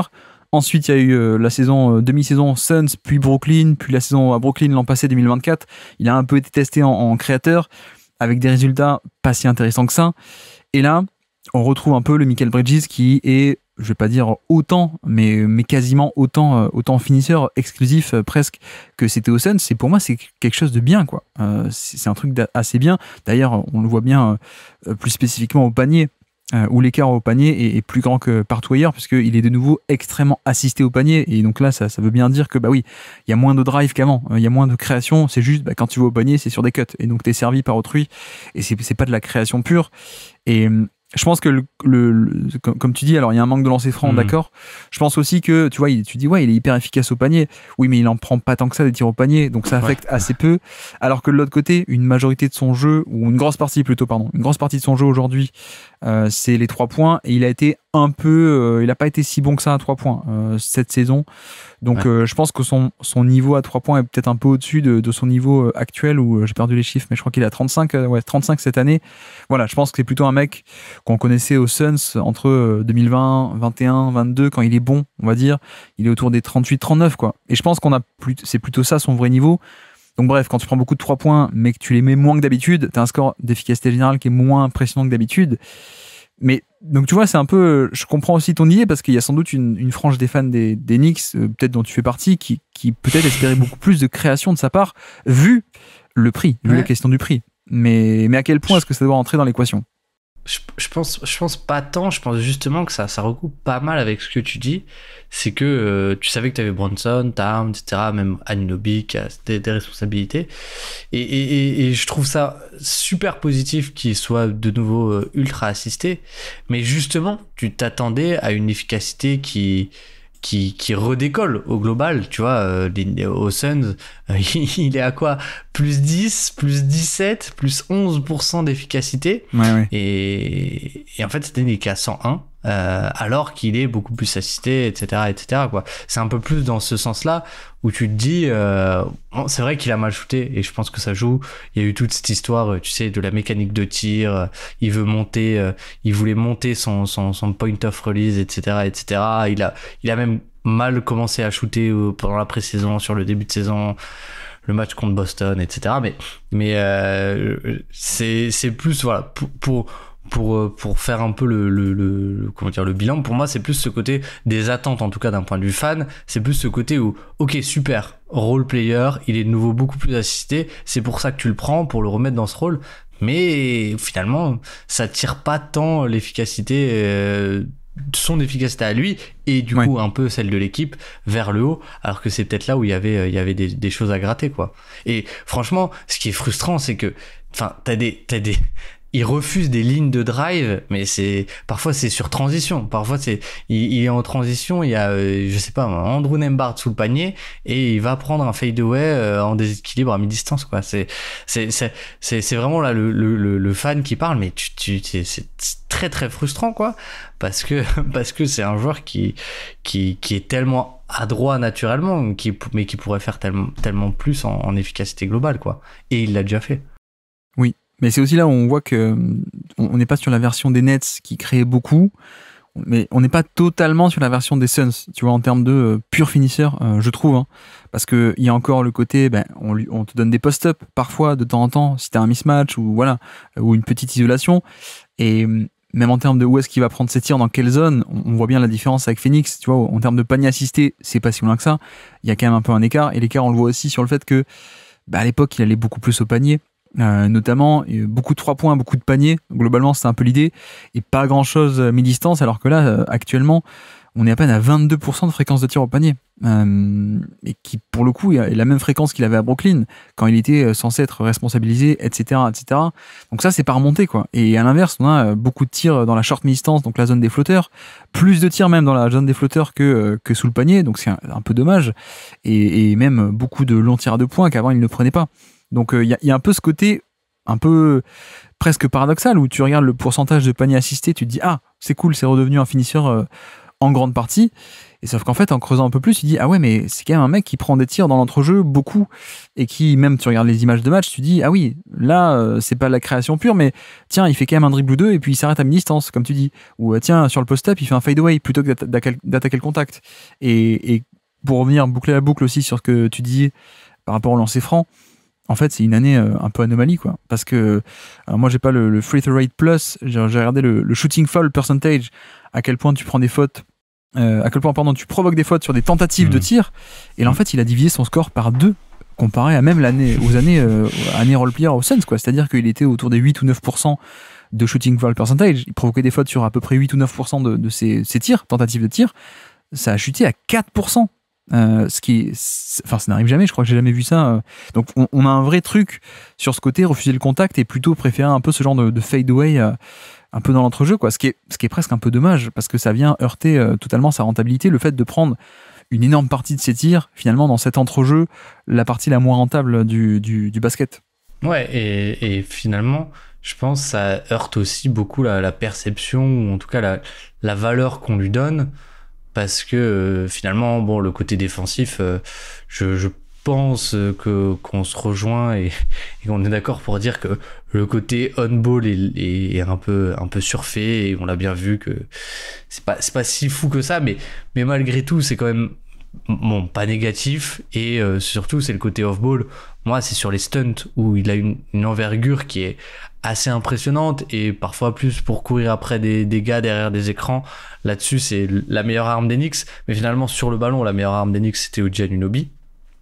Mais finalement, si t'as un joueur qui est bon en défense sans être all defense ou quoi, et qui a plus 15, plus 10% d'efficacité, bah t'as un joueur qui a une valeur assez dingue, et tu vois, c'est un peu le role player parfait, le Derrick White que tout le monde veut. Ça, c'est un peu ça que c'est censé être Mikal Bridges quoi, c'est un peu ça que c'est censé être, et finalement t'as un peu la perte de valeur là-dessus, et je pense la perte de perception, parce que vu qu'il t'apporte un peu moins en attaque, tu vas un peu plus te focaliser sur la défense, et tu te rends compte que la défense en fait elle compense pas complètement non plus. Et bon, ça reste un bon joueur, mais finalement pour moi il y a beaucoup de la valeur offensive de Mikal Bridges qui venait, vu qu'il apporte pas au rebond et vu qu'il apporte pas de création ou de passing, bah en fait sa valeur elle venait de son efficacité, et malheureusement ça a pas mal chuté quoi, même si pour le coup il a plutôt une bonne valeur de spacing et de choses comme ça, mais ça descend un peu sa valeur, je pense. Disons qu'on imagine plutôt retrouver une version des Suns qui était plus efficace. Mais tu vois, après, tu me dis, il n'y a pas de lancer franc, ou c'est dommage. Après, pour moi, c'est pas non plus vital. Si le mec remet 38-39% de ses 3 points avec sa très bonne défense, et en fait, c'est très cool. Et c'est là aussi où je pense qu'on peut un peu s'attarder sur la question du prix, parce que, à mon avis, il faut un peu décorréler le prix très cher et finalement les attentes que tu peux avoir sur lui. Parce que oui, tu l'as payé très cher, parce que tu le voulais absolument, parce que les nets sont bien négociés, etc. Mais c'est pas parce que t'as mis 5 ou 6 tours de draft que d'un coup il faut se dire ah ben ce mec-là, du coup je revois mes attentes à la hausse, et il faut que lui me mette désormais 18 ou 20 points par match et créer de l'attaque, etc. Je pense qu'il faut un peu séparer les deux, et il faut voir Mikal Bridges comme cette espèce de Rolls-Royce des role-players. Certes, t'as mis un très gros prix, parce que c'est comme ça, c'est le marché, il n'y a pas de prix fixe, hein, c'est le marché. Mais, je sais pas si tu vois ce que je veux dire, mais le fait que tu l'as acheté cher ne doit pas engendrer, à mon sens, des attentes sportives plus élevées de ce fait. Ça reste quelqu'un qui a des limitations de création, on les a bien vues, et qu'en fait, s'il reste toute sa vie dans ce rôle-là, tout le reste de sa carrière dans ce rôle-là, pour moi, ça me va parfaitement, en fait. Ouais, bah t'as un peu un prix d'acquisition via les pics, un peu comme tu l'avais, tu vois, Hartenstein, il a pris un contrat très très cher, c'est pas, bon, très très cher. Moi, je suis pas sûr que ce soit si cher que ça, mais il a beaucoup été critiqué pour le prix, mais c'est pas pour autant que de suite il fallait en attendre que ce soit un joueur, tu vois, qui va taper des 25% d'usage ou des choses comme ça. Et je pense qu'il y a un peu pareil avec Mikal Bridges. Et en plus, il y a ce côté où aussi on se rend compte que le nombre de pics fait peur. je trouve, c'est-à-dire 5 first round, etc. Je crois que c'est ça, hein. Mais en fait, tu te rends compte aussi que la position des pics, en fait, c'est un pic, je crois que cette année, c'était un pic 25, si je dis pas de bêtises, quelque chose comme ça, finalement, que t'as lâché. Bon, un pic 25, t'as une chance sur quoi? Sur 5 de trouver un joueur NBA, et t'as une chance sur 20 de trouver un joueur NBA du niveau de Mikal Bridges, quoi. Donc finalement, bon, si t'en lâches 5 comme ça, c'est pas non plus si cher que ça, en fait, quand tu y penses, parce que c'est pas, je dis une connerie, mais c'est pas le meilleur des choix entre celui des Pélicans et des Bucks non protégés de l'année prochaine, quoi, par exemple. Oui, effectivement, c'est une autre histoire, mais en effet, tiens, ma troisième stat du jour, moi, je vais aller sur celle-là. On est beaucoup trop dans la nuance, donc allons dans le très positif. Moi, c'est 105. C'est un true shooting plus, donc une efficacité true shooting plus, c'est relatif à la moyenne. Plus 5% d'efficacité relative à la moyenne pour Jalen Brunson. On peut en parler, je suppose que tu as plein de stats sur lui aussi, parlant un peu de cette très belle saison de Brunson. J'en parle aussi parce que c'est sa meilleure efficacité depuis quelques années en fait, hein. Il était autour des plus 3, plus 2%, plus 2% depuis 2-3 ans. Donc là, ça monte à plus 5, alors que, c'est là où j'aime beaucoup, il n'y a pas du tout une surchauffe à 3 points qui aurait pu un peu porter à elle seule cette hausse d'efficacité au général, et où tu te dirais, bon en fait c'est le même joueur mais qui juste a mis plus ses 3 points qu'avant, sachant qu'il y a une donnée parfois un peu aléatoire dans le shoot. En fait non, même le 3 points est descendu de 40 à 38% cette année, donc ce qui veut dire que s'il a progressé au général mais pas forcément avec une surchauffe à 3 points, ça veut dire qu'il est meilleur dans le jeu. Et en effet, c'est surtout au niveau des drives où je pense que la saison est quand même assez fabuleuse. C'est-à-dire qu'il est désormais à 1,24 points par tir tenté sur des tirs en fin de drive, donc lay-up, flotteur, mais aussi lancer franc obtenu. Donc la productivité générale, 1,24. C'est l'an dernier, il était à 1,17, ce qui était à peu près au niveau de la moyenne, un peu au-dessus de la moyenne l'an passé. Cette année, il est top 10. Il est 10e parmi les gros drivers de NBA, 10e en efficacité en fin de drive. Rajoutons aussi en plus le fait que non seulement il est top 10 en efficacité, mais il est également 2e en fréquence de drive par match. Donc voilà, en fait, c'est quand même une saison qui vient confirmer. Moi, je m'y attendais pas. Autant j'étais très tôt très chaud sur le dossier Jalen Brunson. À l'époque, le Basket Lab existait déjà, mais je m'attendais pas à ce qu'il explose à ce point, quoi. Et j'ai l'impression que petit à petit, il franchit les étapes de tiens, je suis un joueur de rotation sympa à je deviens titulaire à côté de Doncic. Et puis tiens, je suis un joueur à côté de Doncic. Tiens, et si j'avais ma franchise. Tiens, ça marche. Et tiens, si, plus qu'avoir ma franchise, et si je devenais héliocentrique carrément, je prends tous les ballons et puis ça marche. Et en fait, il franchit les étapes comme ça, petit à petit, alors qu'on s'y attendait pas de base. Et cerise sur le gâteau, il fait partie de ce que j'appelle le club des plus 120, moins de 10. Donc, plus de 1,20 points par tir, donc en efficacité, donc très efficace, et également moins de 10% de turnover percentage. Donc, dans ce club de très efficace et assez peu, même très peu de turnover, à peine 10% ou moins, il y a SGA, Tyrese Haliburton, Kyrie Irving et donc Jalen Brunson. Je parle évidemment pour des gros volumes, hein, on n'a pas pris toute la NBA, mais pour des volumes un peu conséquents, un certain volume de responsabilité. Voilà, le club des 4, SGA, Haliburton, Brunson et Irving, il fait partie de ce club-là, et je pense que l'aspect un peu sous-estimé chez lui, c'est ce côté perte de balle, où il en fait très très peu, et à mon avis, c'est quelque chose qui doit se rajouter à la notion d'efficacité et de propreté de manière générale, parce que tu vois, on parle en points par tir, en fait, presque il faut parler par ailleurs, pas remplacer, mais par ailleurs également évoquer la notion de points par possession, où donc on inclurait les pertes de balles ou pas pertes de balles. Et là-dessus, si on met un peu les deux ensemble, c'est un joueur qui est extrêmement propre sur un volume qui continue de monter et d'être de plus en plus faramineux en fait. Ouais, complètement. C'est un peu la force de sa faiblesse, j'ai envie de dire, c'est que vu qu'il est assez petit, il peut pas passer au-dessus, mais il tente jamais de passer au-dessus, quoi. Ouais. Et finalement, t'as un joueur aussi à qui c'est très très dur de lui prendre la balle sur du dribble pur.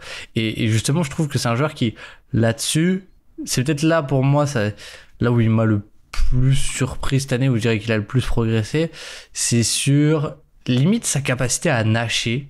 J'ai envie de dire, c'est presque du nashing, c'est-à-dire que vraiment garder son dribble, il l'a toujours un peu eu, mais je trouve que cette année, ça a vraiment encore plus débloqué son passing, ou en tout cas, il y a eu des lectures pour des tirs encore plus ouverts, je trouve, que précédemment. Sa capacité vraiment à vraiment garder son dribble en vie, proche du panier, parce qu'il est petit, etc. Et vraiment manipuler la défense, même visuellement. C'est quelque chose sur lequel on n'était pas du tout habitué, mais qu'il a fait de plus en plus cette année. Et pour le coup, c'est pas pour nous jeter des fleurs, Guillaume. On le fait rarement, on dit quand même beaucoup de conneries, mais je suis quasi sûr, je ne sais plus dans quel podcast, mais on avait dit que Brunson, on attendait ce qui repasse top 10 driver, je crois qu'il était top 20, c'est ça, l'année dernière, et on avait dit qu'on attendait justement qu'il repasse top 10 cette saison, parce que il l'avait été à Dallas, et c'était avant cette saison, je ne sais plus quand c'était exactement. Je sais plus à quel podcast c'était, mais... Dernière année à Dallas, il est fantastique en drive au panier, ouais, effectivement. Mais sur un petit volume, hein. Et là, il le fait sur un gros volume. Ça qui est encore plus impressionnant. Alors qu'à l'époque, c'était, ok, en efficacité, t'es génial, au-dessus de certains gros noms, mais parce que tu le fais sur un volume plus réduit, etc. Mais oui, non, mais c'est franchement un peu le, comment dire, il y a l'inconvénient, il y a le verre à moitié vide et à moitié plein. Comme tu dis, à moitié vide, c'est l'aspect de, il est petit, donc il peut pas tenter toutes les passes. Il peut se faire un peu edge, il peut se faire un peu blitz. Enfin, bref, il se prend des couvertures défensives, parfois agressives. Il peut pas les punir autant qu'un Doncic qui passerait par-dessus plus facilement, ou un LeBron, ou des mecs comme ça. Mais le verre à moitié plein, c'est de dire, il y a pas cette prise de risque par les passes. Et ok, t'as pas un bonus d'action sur ce passing, mais en même temps il y a cette propreté où juste il peut pas libérer directement dans le corner opposé, mais il va libérer sur un mec à une passe près, et ce mec là va faire l'extra passe vers le corner, donc c'est plus, voilà, il y a moins de valeur ajoutée, mais cette propreté est là, on la retrouve, et c'est quand même génial, comme dit, d'avoir une telle efficacité pour en plus une saison où il est pas si incroyable que ça à 3 points. Et je crois que t'en parlais tout à l'heure, si on arrivait à lui rajouter 2-3 catch and shoot à 3 points par match, sans doute qu'on pourrait même aller grappiller encore de valeur en efficacité, en fait. Le rêve. Et sur les efficacités par zone, je trouve qu'il y a un truc qui est assez ouf. C'est que du coup, il est passé de quoi? De 101 à 105 de true shooting plus, c'est ça? Ouais. Et en fait, c'est un joueur qui est passé sur les short mi-distance de 52% à 52%. Sur les longs mi-distance de 43% à 44%. Donc en fait, il a pas du tout bougé là-dessus, et même il est passé, comme dit, sur les 3 points de 40 à 38%. Et en fait, c'est parce qu'il est passé comme tu l'as dit, hein, mais de 60 à 64% de réussite au cercle. C'est redevenu un excellent driver. Je pense que pour le coup là, c'est un peu aussi le Karl Anthony Towns effect, hein. Je pense que tout est un peu lié de ce point de vue là, quoi. Oui, assez clairement. D'ailleurs, vu qu'on est un peu sur Brunson, je sais pas si t'as d'autres stats, mais moi il y en avait une, il faut que je vais lui régler son compte. Au niveau des on-off, tu sais que je suis pas le plus grand fan des on-off. Alors les on-off, le avec et sans on-off, l'an passé, plus 15, quasiment plus 15 de différentiel par 100 possessions. Centième centile. Lorsqu'il était sur le terrain ou pas, centième centile, ouais, comme tu dis. C'est tombé à plus de cette année. Mais mince alors. Donc c'était un mec qui était génial l'an passé. Et finalement, cette année, l'impact, il est seulement de plus 2, ce qui est beaucoup plus banal en fait. Et donc en fait, on pourrait presque se dire que l'attaque est aussi bonne avec et sans lui. Donc en fait, il est pas si bon que ça, quoi. Bon, j'en profite également pour remettre une couche sur attention avec les on-off. Bien entendu, la différence, c'est quoi? C'est le contexte autour. C'est pas lui qui a changé, c'est le contexte autour. En l'occurrence, il y a une différence entre l'équipe de cette année avec Karl Anthony Towns et l'équipe de l'an passé avec Randle, bien entendu. Et je parle pas qu'en termes de niveau de jeu, mais aussi en termes de répartition de minutes, notamment. Tu vois, cette année, par exemple, on a 1400 minutes avec à la fois Kat et Brunson ensemble sur le terrain. Donc 1400, mais on en a 1800 où les deux jouent séparément, en fait. Donc on a plus de minutes avec Brunson et Kat pas ensemble que de minutes ensemble sur le terrain. Et notamment, voilà, quand les deux sont ensemble sur le terrain, 122 d'offensive rating, c'est génial. Quand il n'y a que Karl Anthony Towns, on est encore à 121, c'est génial aussi. Quand on a que Brunson, on est à 116, donc un peu plus bas. Et Brunson a aussi surtout passé 1000 minutes avec sans Karl Anthony Towns, pardon. Alors qu'en fait, l'an dernier, quelle était un peu la différence, au-delà de Randle d'ailleurs, pas que Randle, il y avait Hartenstein, qui était son partenaire de pick and roll préféré et favori, et il a passé des tonnes de minutes l'an passé avec Hartenstein, et à l'inverse de Towns, Towns a passé plus de 1000 minutes tout seul sur le terrain sans Brunson. Hartenstein, c'était pas du tout le cas. Hartenstein était rarement sur le terrain sans Brunson l'an passé. L'échantillon est quand même beaucoup plus petit. Donc déjà, premier élément. Et puis pareil, c'est aussi à quel point tu as ton backup ou ton partenaire est bon en attaque ou pas. C'est-à-dire que j'ai dit, l'attaque avec seulement Cat et pas Brunson, elle est à 121 points par 100 possessions, c'est génial, 121. L'an passé, l'attaque avec Randle sur le terrain, c'était à 113 en fait, tu vois. Donc le on-off, le différentiel avec Essan est forcément plus grand quand tu es avec Randle qui porte l'attaque un peu moins haut que cette année avec Cat qui porte l'attaque plus haut. Donc voilà, tout ça pour rappeler aussi que toujours faire attention avec les on-off. Mais c'est aussi pour ça que parfois ça m'embête un peu quand tu vois comme Ben Taylor ou d'autres mecs comme ça un peu se reposent un peu trop sur les on-off, notamment parfois pour des trucs historiques. C'est que on se dit, ah tiens, là le signal est pas si bon que ça, il est à peine à plus 2, plus 3, et il est pas comparable à des tels ou tels joueurs qui sont à plus 10, plus 15. On perd un peu sans doute parfois le contexte, alors que c'est le truc le plus important pour moi dans les on-off, c'est le contexte, il y a que ça qui compte. Et d'ailleurs, je finis en beauté cette démonstration, excuse-moi d'avoir monopolisé la parole, il y a une solution très simple pour éliminer ce facteur backup, ce facteur qui est à côté de toi ou pas à côté de toi, pour éliminer le fait que le backup, ou ça influence beaucoup sur la stat, plutôt que le on-off, le différentiel avec et sans, on va surtout juste regarder le on-court, donc à quel point tu performes quand tu es sur le terrain. Et en fait, on-court de l'an passé 123, on-court de cette année, en attaque, encore 120 pour Monson. Donc en fait, c'est quasiment le même chiffre, tu vois. Donc il fallait pas paniquer sur les on-off. On a un très bel exemple de parfois les on-off sont très trompeurs parce que les on-off en racontent beaucoup plus de ce qui se passe autour que le on-off que sur le joueur, alors que le on-off est sur le joueur. Mais en fait, souvent ça en raconte beaucoup plus sur ce qu'il y a autour que sur le joueur en lui-même, quoi. Ouais, oui, et puis là c'est le bon exemple parce que comme tu as dit, c'est le contexte qui a changé, quoi. Mais du coup, ça en dit long aussi peut-être sur DeAndre Jordan. Sur DeAndre Jordan, le roi des on-off finalement, presque. Ou je sais pas, c'est pas le roi, mais le bouffon du roi des on-off, quoi. Oui, mais non, mais c'est pareil. Moi, quand on me sort les on-off de Jokic ou de SGA ou de Embiid, oui, mais qui est le backup, qui est le contexte, tu vois, et c'est pas comparable. Hein. Parfois, t'as des stars qui jouent ensemble sur le terrain et ou alors en décalé, je veux dire, en termes de minutes, et donc le signal du on-off va être beaucoup moins impressionnant. Bon, voilà, c'est un peu toujours le danger avec ça, mais tout ça pour dire que, en fait, non. Sur la performance de l'équipe quand lui est sur le terrain offensivement, ce qui est une stat à ne pas regarder, sauf en attaque pour les superstars, pour les créateurs, et en défense pour les pivots. Enfin, la parenthèse également. Mais en fait, c'est le même score quasiment entre l'an passé et cette année. Donc en fait, on a toujours un Brunson aussi bon et qui porte aussi l'attaque aussi bon. Donc voilà. Voilà un peu pour le côté Brunson. Est-ce que tu as des stats en plus sur Brunson, d'autres louanges à lui faire? J'ai un truc un peu de homer, voilà. Vas-y. Pour lui faire plaisir, parce que vu que tu viens de le descendre salement sur les on-off. C'est tout l'inverse. Je viens de faire l'inverse. C'est le seul joueur de NBA qui a un minimum de volume et qui est au moins 85e centile en isolation, pick and roll, ball handler et post-up. Ouais. Donc les trois aspects de la création basket. Ouais, à peu près, quoi. À peu près. Et parce que je crois que chez Gilgeous Alexander, il est pas mal, mais en post-up, il est que 70e centile. donc voilà. C'est un petit truc, un petit fun fact. Mais c'est pour dire que vraiment, on a un joueur qui est sur de la création pure et vraiment dans l'élite, quoi.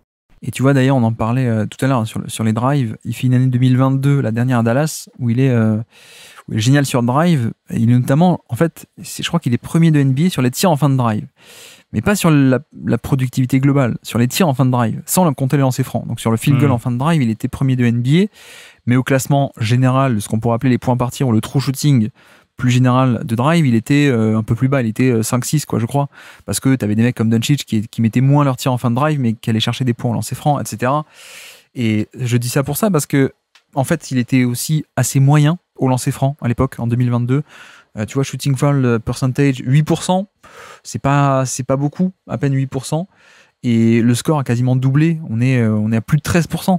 Doublé, donc quand même pas, mais on est beaucoup plus haut aujourd'hui avec plus 13% de shooting foul percentage. Donc en fait, tu vois, on a ce côté où on retrouve l'efficacité sur les flotteurs en fin de drive et sur les layups en fin de drive. Et en plus, comparé à 2022, on a aussi un mec qui désormais attaque le contact et provoque beaucoup de lancers francs. Donc c'est une vraie évolution. On voit le côté, ok, il y a 3-4 ans, t'étais un joueur sympathique, mais avec un peu les défauts de ta taille. Aujourd'hui, on les voit moins. C'est les défauts de la taille sur le scoring, en tout cas. Je pense en partie, ça a été assez gommé. Et j'aurais pas, autant j'aurais misé en 2022 qu'il puisse faire une très belle carrière, autant j'aurais pas forcément misé que, ah tiens, tu vas voir, dans 4 ans, il va exploser ses chiffres en termes de lancers francs provoqués. Il va devenir pas élite, mais pas loin non plus sur cet aspect-là, quoi. Donc ouais, voilà un peu pour. Mais c'est une des plus belles progressions en carrière qu'il y a enfin qui est eu récemment en NBA, je trouve. Et je sais pas si du coup je te relance, peut-être que il faut pas, mais est-ce que tu l'avais scouté toi à Villanova ou pas du tout? Moi j'avais scouté Michael Bridges, donc je crois que je l'avais vu d'un œil, mais c'était pas un prospect. Non, moi j'ai le temps de scouter les top prospects, quoi, pas les. J'aimerais bien faire les 60, mais je peux pas. Ouais, mais parce que c'est un peu pas un rêve, mais un truc que j'aimerais vraiment bien faire, c'est regarder du film de lui à Villanova, mais bon, du coup, je sais pas à quel point il était peut-être déjà sous les radars ou à quel point il y a vraiment une progression juste complètement folle en NBA ou les deux. On en avait parlé avec FD justement en 2022 quand il avait fait un article sur QI Basket, il était venu nous en parler sur un podcast et tu vois, en fait, il nous disait qu'à l'époque c'était un lycéen superstar déjà, Brunson. Donc la création était là dès le début. Si tu veux, le doute qu'on avait, c'était plutôt est-ce que ça va se transposer en NBA face à des mecs plus grands? Parce que si tu veux, le skill set il l'avait et le côté puissance, etc. Mais il était petit, mais ça passait encore au lycée et même il a fait des tournois avec Team USA, je crois, même quand il était jeune. Ouais, c'est ça, il a fait le U19 en 2015. Donc il y avait ce côté un peu de base, quoi. C'est pas sorti de nulle part, c'est pas comme si il était pas 3&D au lycée, quoi, pour répondre à ta question. Il y avait ce côté création, mais peut-être ce qui est encore plus impressionnant, c'est que d'habitude, les mecs de ce genre de dimension, ça ne se transpose pas, en tout cas pas aussi bien en NBA. Et c'est ça, la magie avec Brunson, c'est qu'on a vu un mec qui dominait en high school avec sa taille et qui aujourd'hui domine aussi en NBA avec cette même taille, quoi. Et ça, c'est quand même assez énorme, quoi, pour le coup. Ouais. Et puis c'est même un bon joueur de post-up avec sa taille, quoi. Oui. Quand même assez fou. Ouais.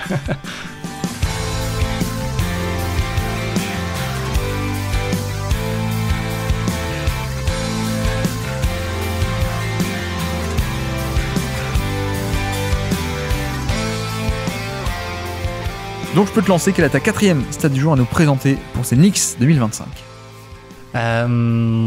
Pour ces Knicks 2025, il y a une stat, mais en fait je viens de me rendre compte que j'ai que des stats négatives, donc ça ne va pas du tout.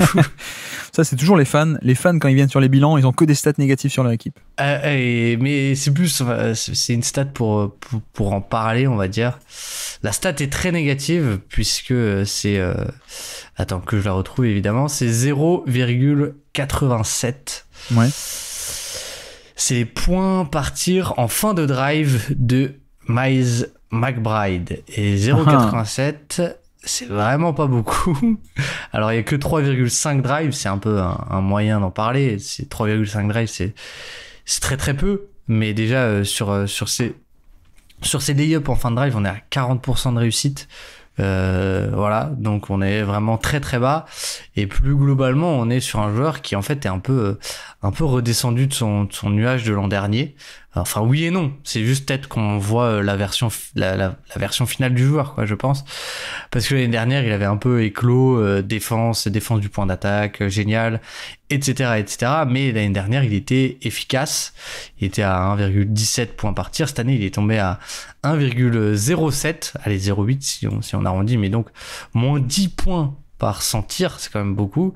Et pourtant, il a presque encore mieux tiré à mi-distance que l'année passée. Alors, ça reste des volumes très très faibles avec lui, parce que c'est un joueur qui prend 56% de ses tirs à 3 points. Il les met, donc ça, c'est quand même cool. On a du spacing. Ça, finalement, là, on est sur le positif. J'aurais pu prendre ça comme stat. Oui. J'aurais pu prendre 38% à 3 points. Moi, j'avais pris ça, hein, mais bon. Le shoot se confirme. Ça, c'est quand même super cool avec lui. Et pour le coup, il y a même, c'est peut-être pas du shoot en mouvement, mais c'est pas des shoots vraiment en mouvement, mais juste un dribble, je me relocalise, où je suis pas tout à fait dans ma mécanique de catch and shoot, mais c'est pas grave, je prends comme le tir. Mais, grosse limite, c'est qu'on a un joueur qui tire vraiment pas très bien au cercle et finalement on voit que l'anomalie c'était un peu l'année dernière et que finalement on a un joueur qui tire plutôt aux alentours des 52, 53, 54% de réussite au panier, ce qui est vraiment pas terrible. Et comme j'ai dit, du coup le drive, on a vraiment un joueur qui est un SUND un peu classique, même s'il a un peu de création par moment, de mid-range, mais finalement on est presque dans le SUND classique, quoi, avec Miles McBride, quoi, j'ai envie de dire. C'est vrai que moi j'avais plutôt le côté positif de le tir se confirme, alors que c'était un peu l'interrogation du profil. C'est un mec qui se fait drafter 36e en 2021, mais clairement il explose que l'an dernier. Alors plus de minutes, la défense, l'attaque également. Mais le côté défense à West Virginia, bon voilà, c'est un peu la fabrique des défenseurs d'élite, hein, West Virginia, Javon Carter ou des mecs comme ça. Bon voilà, on connaissait la défense. Le problème, c'est à quel point est-ce qu'il y aurait un shoot qui serait viable. L'an dernier, il nous tape un 41%, mais sur un échantillon un peu réduit. Et sachant que l'année d'avant, il était à 31%. Donc on se dit, bon, est-ce qu'on est sur une méga surchauffe en 2024 et que ça va revenir à la normale, et donc on aurait de nouveau un joueur moins intéressant? Moi, ce que j'aime bien, c'est que ça se confirme, le côté 3 points viable, hein. On a de nouveau 38% sur quasiment 300 tentatives. Donc en fait, tu combines les deux, on a quasiment déjà 600 tentatives. Ça commence à être vraiment assez costaud, et 38 ou 39% sur 600 tentatives. C'est très cool, quoi. Mais après, en effet, peut-être que les plus rêveurs auront espéré à un moment donné une expansion de son jeu par rapport à parfois des pull-ups, ou tu sais, l'an passé il mettait des pull-ups face à Draymond Green, pull-up à 3 points step back face à Draymond Green, ou des trucs comme ça. Et ouais, après voilà, il y a le côté c'est pas pour rien qu'il se fait drafter au 2e tour, un peu plus vieux, que c'est surtout un défenseur, c'est qu'il y a pas trop le toucher sur drive, il y a pas trop le dribble, etc. Donc ça c'est pas encore venu. Est-ce que ça viendra? Je ne sais pas. Il a 25 ans, mais en vérité en fait, je suis déjà assez content parce que c'est déjà un joueur NBA assez valuable, je pense, à ce stade, quoi. Et la confirmation du 3 points, pour moi, est en fait l'étape presque la plus importante pour confirmer qu'on est un joueur NBA. Ouais, oui, surtout avec son profil, finalement. Avec son profil, c'est ça qui le rendait, qui le rend viable, en fait. Qui le rend viable. Et ça recoupe aussi un peu avec le côté, finalement, comme dit, t'as presque 600 tentatives avec, si tu prends la moyenne des deux, il doit être quasiment à 40%, quoi. En gros, il doit être à 39%. C'est vraiment énorme. Enfin, c'est vraiment très, très, très bien, on va dire. Et finalement, t'avais une vraie option de 5-out avec lui. Et il y a des... Je ne peux m'empêcher d'y penser, mais les quelques séquences, et du coup, pour se projeter un peu l'année prochaine, parce que il y a des bruits de couloir comme quoi ce serait peut-être lui le 5e titulaire l'année prochaine. Et franchement, il y a de quoi le comprendre, parce que face à Indiana ou Boston, il y a des séquences où, en fait, il a déjà aussi je trouve, la respectabilité du shooter. Et ça, c'est quand même très très cool. C'est-à-dire que si tu le mets dans le corner, le joueur il va pas oser dézoner, tout simplement. Et du coup, finalement, t'as des séquences où Brunson, il n'y a pas de système, il prend le ballon, il drive, aucune aide, parce que t'as Mikal Bridges, Deuce McBride, Karl Anthony Towns et panier, quoi. Et du coup, ça c'est très très positif. Et en fait, ces paniers, on peut dire c'est Brunson qui se le crée tout seul, mais la différence avec le 5 majeur, c'est McBride. Et comme tu l'as dit, le shoot se confirme, et il se confirme à un très bon niveau. Et ça rend quand même le truc très très très cool, quoi. Et en plus, il y a moi je pense qu'il aurait pu déjà jouer beaucoup plus en playoff, quoi. Le temps de jeu était à 24 par match, et c'est descendu à 18 à peine en playoff cette saison. J'aurais aimé le voir plus, mais après ça empiète peut-être sur le côté le dossier de Josh Hart. Je sais pas si t'as préparé des stats aussi sur lui, qui est un cas à part. On pourrait faire un podcast de 3 heures sur lui, je pense, rien que sur Josh Hart, tellement c'est un joueur atypique, qui a des faiblesses mais aussi d'énormes forces, mais effectivement. Mais ouais. Donc ok pour McBride. Tiens, moi ma 4e stat du jour, je vais partir sur 47. 47, c'est un pourcentage, c'est la fréquence de tir au panier de Karl Anthony Towns, pour faire un peu un bilan de sa saison. On a dit, son shoot, on a parlé tout à l'heure du fait que le shoot de Towns a des conséquences indirectes, et quand lui est sur le terrain, tout le monde, l'équipe, prend plus de tirs au panier grâce à son spacing. Mais en fait, même lui, Même lui prend plus de tirs au panier. C'est ce qui est assez intéressant, je trouve. C'est littéralement son plus haut total en carrière, sa plus haute fréquence de tirs au panier en carrière. Donc on est à 47, quasiment 50% de tirs pris au panier. Ce qui pour un big classique, ça peut paraître, oui, bon, bah, c'est normal. Et en fait, non, pour un profil comme Towns, qui est surtout pick and pop spacing, c'est rare qu'il atteigne un peu les 50%, même il n'a jamais fait les 50% de tirs au panier par rapport à son propre jeu. Et c'était un peu le cas en début de carrière chez lui, donc dans les 2010 encore, où la révolution du 3 points n'est pas encore totalement actée, à l'époque où tu sais le spacing de Towns, on lui demandait de faire des pick and pop à 2 points, enfin bref, c'était un délire encore à l'époque. mais dernièrement, on va dire qu'il était surtout utilisé pour le 3 points dans la NBA post-révolution, ou complètement post-révolution, et plutôt qu'être autour des 40, il était surtout autour des 30, tu vois, 30 et 38% de fréquence de tir au panier depuis 2 ans, c'est quand même beaucoup plus faible. Et là, donc, beaucoup plus de tirs au panier pour lui. Donc premier bon point. Forcément, ça doit être un peu lié. Mais le fait est que quand tu prends plus de tirs au panier, ça veut dire qu'il y a beaucoup plus de tes tirs qui sont pris sur des situations où tu peux provoquer des fautes. Forcément, quand tu prends plus de 3 points, c'est des tirs où il y a moins de chances de provoquer une faute, alors qu'au panier, oui. Donc, en conséquence, son taux de fautes provoquées est monté également de 13% de shooting foul percentage à 16%, qui est quand même beaucoup mieux, qui est proche de l'élite, en tout cas. Et paradoxalement, tu vois, je suis aussi à regarder, bon, est-ce que c'est juste qu'il prend plus de tirs au panier parce qu'il fait plus de drive? Et en fait, pas tant que ça. Il fait même moins de drive qu'avant. Il était à 9 et quelques, 9,5 l'an passé. Il en fait 8 par match cette saison, ce qui, entre parenthèses, peut être aussi vu comme une déception. On en a parlé tout à l'heure, le côté 5-out offense, drive peut-être, Princeton offense, etc.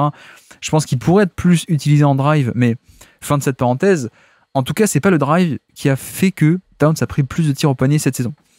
Et donc, on me dit, mais qu'est-ce qui se passe? Alors, si c'est pas des drives, si c'est pas lui qui s'amène au panier, j'ai regardé effectivement au niveau des ce qu'on appelle les paint touches, donc les touches dans la peinture, littéralement, quand tu touches le ballon en étant déjà dans la peinture, en fait, ça a doublé de 2,5 ou pardon 2,8 à 5, donc ça a doublé quasiment le nombre de fois où il touche la balle dans la raquette. Donc ça, c'est un premier indicateur. Et pareil, évidemment, la réponse c'est quoi? C'est sur les rebonds, en fait. Sur les rebonds, il a tout doublé en termes de catégorie. Les opportunités de rebonds offensifs, les rebonds offensifs réellement captés, les rebonds offensifs contestés, etc., etc. Il a fait x2 dans toutes les catégories. Et ce qui fait que bon, ben voilà, il prend moins de 3 points qu'avant, mais le tir au panier étant à ce point génial, on a une version de Towns qui va un peu plus au rebond, un peu plus au panier pour de la finition, et qui donc fait un score d'efficacité qui est plus 9% relatif à la moyenne, alors que, tu vois, il fait pas une année incroyable à 3 points. C'est quelqu'un qui peut avoir des efficacités parfois génialissimes au général, parce que porté par un 3 points incroyable. Là, cette année, le 3 points n'est pas à ce point... attends, je vais le retrouver, j'arrête pas de... Voilà, 42% cette année à 3 points, et 109 de true shooting plus, pour un mec qui en plus a cet apport de rebond. Bon, bah, c'est quand même génial, quoi. Ouais, c'est génial. Et un petit truc aussi sur ces drives, ça a pas augmenté, enfin, le nombre de drives a pas augmenté, mais il y a un truc qui est intéressant, moi, qui me faisait très très peur, normal, le traumatisme Julius Randle, mais c'était les pertes de balles sur drive. Ouais. Et ça, là-dessus, il était à plus de 10% et il a baissé à 7,5%. Donc là-dessus, c'est aussi notable, peut-être aussi justement ce côté un peu 5-out, etc., etc. Mais je suis d'accord, et je trouve même que, tu vois, je m'attendais à beaucoup de pick and pop, et comme dit, il y a aussi eu des pick and roll aussi, en fait. Il y a eu pas mal de pick and roll où t'attaques sur un côté vide et tu dis, attaque le panier, en fait. Attaque le panier. Et c'est vrai qu'il a un tel toucher de balle que finalement, c'est aussi un rollman qui est intéressant, ou en tout cas, c'est une carte que tu voyais pas du tout à Minnesota parce que t'avais pas ce spacing, et que là, tu peux quand même jouer un petit peu. Donc finalement, t'as un package offensif qui est assez dingue, quoi, qui est vraiment, vraiment, vraiment très, très cool, quoi. Oui. Effectivement, donc voilà pour Towns, pour l'attaque. Du reste, on a quand même beaucoup parlé de l'impact plus global, mais et la défense, ça. Alors, qu'est-ce qu'on pense de son année défensive? Est-ce qu'on n'est pas... Ah, je sais pas. Je sais que le fameux drop de Karl Anthony Towns a fait beaucoup de débats. Je sais. Au final, je sais pas trop. Je pense que ce qui est intéressant, c'est ce qui a été fait en playoff et qui avait pas du tout été fait avant. Donc, on a bien eu un Thibodeau qui gardait ses billes pour les playoffs et qui gardait ses billes pour les Celtics, parce qu'il l'a pas tant fait contre Détroit. Mais en fait, on a vu que j'ai presque envie de dire que drop ou edge, c'est-à-dire soit tu le gardes bas, soit tu le fais monter haut, face aux Pistons par exemple, ça n'a pas changé grand-chose. Ça n'a pas changé grand-chose parce que finalement, ton second rideau est pas non plus, t'as pas le second rideau tu vois de je sais pas Chet Holmgren et Jalen Williams par exemple, où t'as pas Rudy Gobert qui l'avait l'année dernière. Donc l'année dernière les Wolves ils le mettaient sur du edge et après ils avaient Rudy Gobert derrière. Ça tu l'avais pas, donc même ton edge il était pas ultra efficace, surtout Kate Cunningham il peut passer au-dessus, etc. Mais par contre ce qui était intéressant je trouve, c'est vraiment ce switch, et le switch où il a été plutôt pas si mal, mais surtout le switch où il a été très très bien protégé sur le switch avec des lignes de drive qui ont été complètement coupées, avec Mikal Bridges et OG Anunoby qui étaient assez actifs, pas sur la ligne de fond mais plus haut sur le terrain. Ça c'était cool. Après sur sa saison globale, je pense que si l'attaque est cool, c'est grâce à lui. Je pense que si la défense n'est pas élite, c'est aussi un peu à cause de lui quand même, quoi. Et pour le coup, je pense qu'on en a suffisamment parlé dans les hebdos du Karl Anthony Towns, le drop. Bon, bah, Darius Garland, il s'est régalé. Bon, bah, Tyrese Haliburton, il s'est régalé, etc., quoi.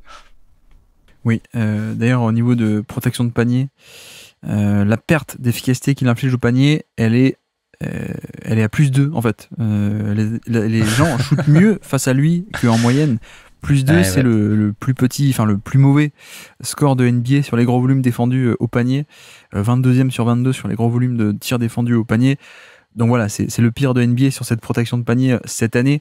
Mais toute l'idée de Towns est justement de profiter de l'attaque et de le cacher un peu en défense, et de le cacher en termes de match-up déjà, parce que je crois que tu l'as pas explicité, mais ce qu'on dit, ce qu'il a réservé en playoff, c'est de plutôt mettre Anunoby en défense du poste 5 et de cacher Towns ailleurs.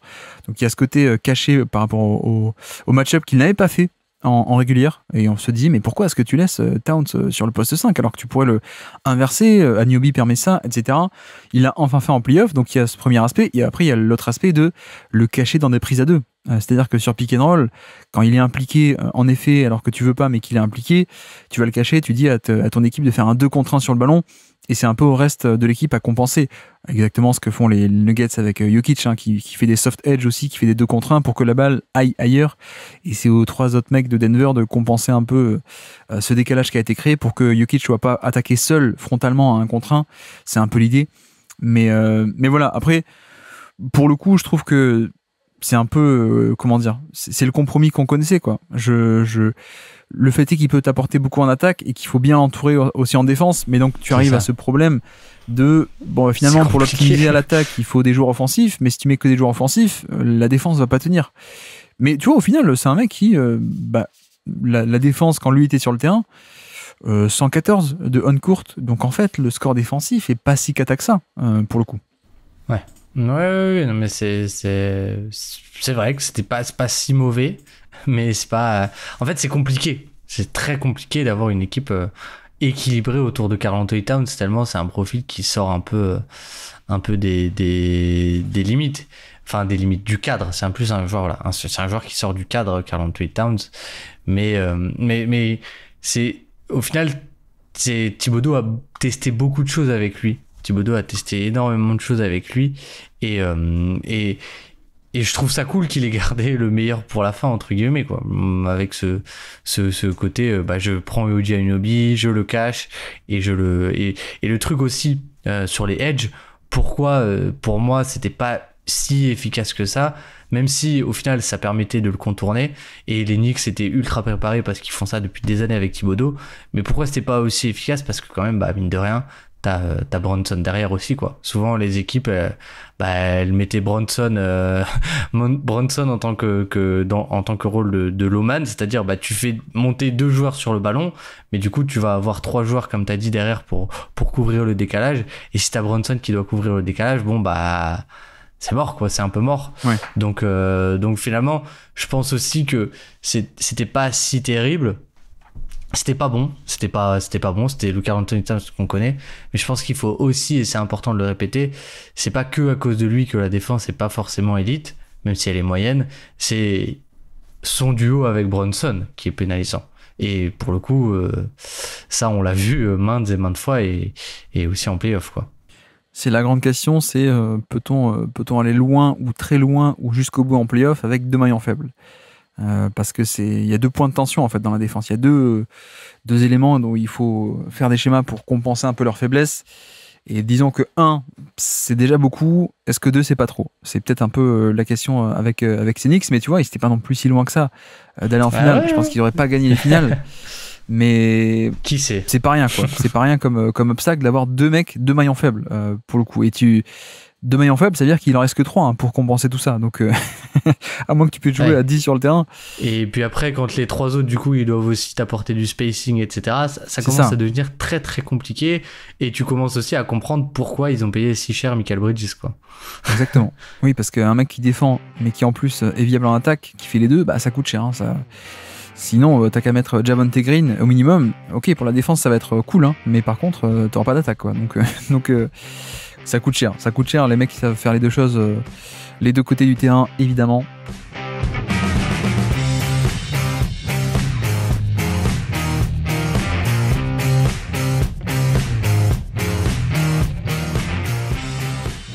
Donc je peux te lancer. Quelle est ta 5e et dernière stat du jour à nous présenter pour ces New York Knicks 2025?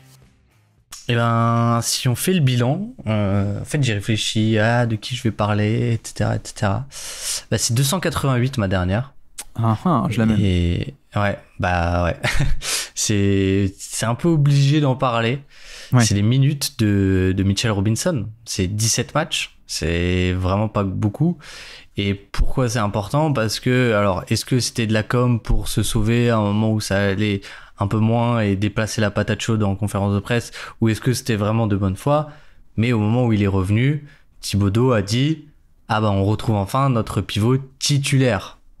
Ouais. Et donc forcément, en fait, quand t'es une équipe contender, ou en tout cas que tu veux être contender, et que t'as 288 minutes, dont à peu près 150 pour se remettre en route de ton pivot titulaire, c'est obligé ça compte un peu, quoi. Ça compte même beaucoup, je pense.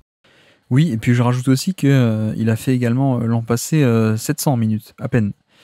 Donc en fait, au global, depuis 2 ans, il a fait même pas 1000 minutes depuis 2 ans, ou à peine plus de 1000, et surtout, il a fait même pas 40 matchs, ou pardon, même pas 50 matchs depuis 2 ans. Donc c'est un peu inquiétant. 2023, 60 matchs, saison complète, mais tu vois, 60 matchs. 2022, 72 matchs, ok.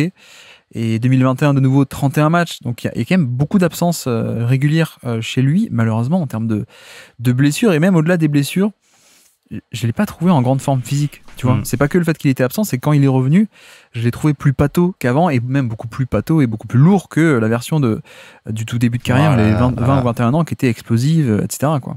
Qui était génial, qui faisait des contres dans le corner, qui marchait, enfin, qui avait une mobilité, tu vois, c'est quand même fou, quoi, d'avoir cette mobilité pour ce gabarit-là qu'il avait.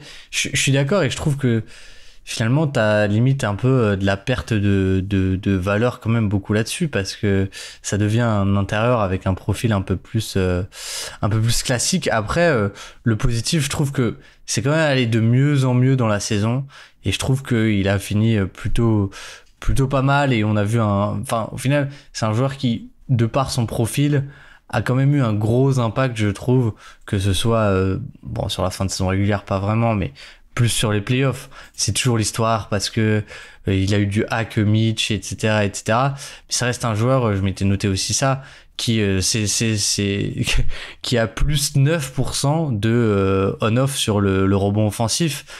Donc 99e centile, et si tu regardes le on-court, 98e centile. Sauf qu'en fait, tu peux te dire c'est que 160 minutes, donc regardons un peu plus. Mais en fait, c'est ça tous les ans, quoi. C'est un joueur qui est vraiment une machine à rebond offensif. Et ce que je trouve assez intéressant, c'est que ça, pour le coup, même avec son côté un peu plus lourd sur ses appuis, même beaucoup plus lourd, je trouve ça se voit peut-être plus en défense, c'est peut-être plus pénalisant en défense, mais en attaque, c'est un joueur qui est qui a quand même qui change presque des schémas de par ne serait-ce que sa présence au rebond, quoi. Donc ça, c'est quand même assez intéressant, je trouve. Comme tu dis, je sais pas si c'est de la com par rapport au côté titulaire, pivot titulaire ou pas. Dans les faits, il a été 3 fois titulaire en régulière et 4 fois en playoff, je crois. Donc voilà, c'est pas non plus des tonnes comparé à ce qu'il aurait pu, pour le coup. Mais j'arrive à voir l'idée de pourquoi est-ce que Thibodeau l'a envisagé un peu là-dedans, dans le sens où ça ne règle pas la question du spacing, par exemple, mais déjà ça règle un peu le contre-move du safety. Bah ouais. Parce qu'en effet, si t'as l'équipe adverse qui met un pivot défensif sur Robinson en disant bah, tu l'abandonnes pour rôder autour du panier, bon bah quand tu fais venir, quand tu l'impliques sur l'action, le mec qui va rouler au panier, c'est pas le petit Josh Hart, c'est Robinson. Donc dans la théorie, le vrai joueur Mitchell Robinson, explosif, grand, long, vertical, bah déjà tu peux punir au moins sur ce pick and roll là. Ça plus le côté la menace au panier fait que ça libère du coup des drives un peu plus facilement pour Brunson, pardon.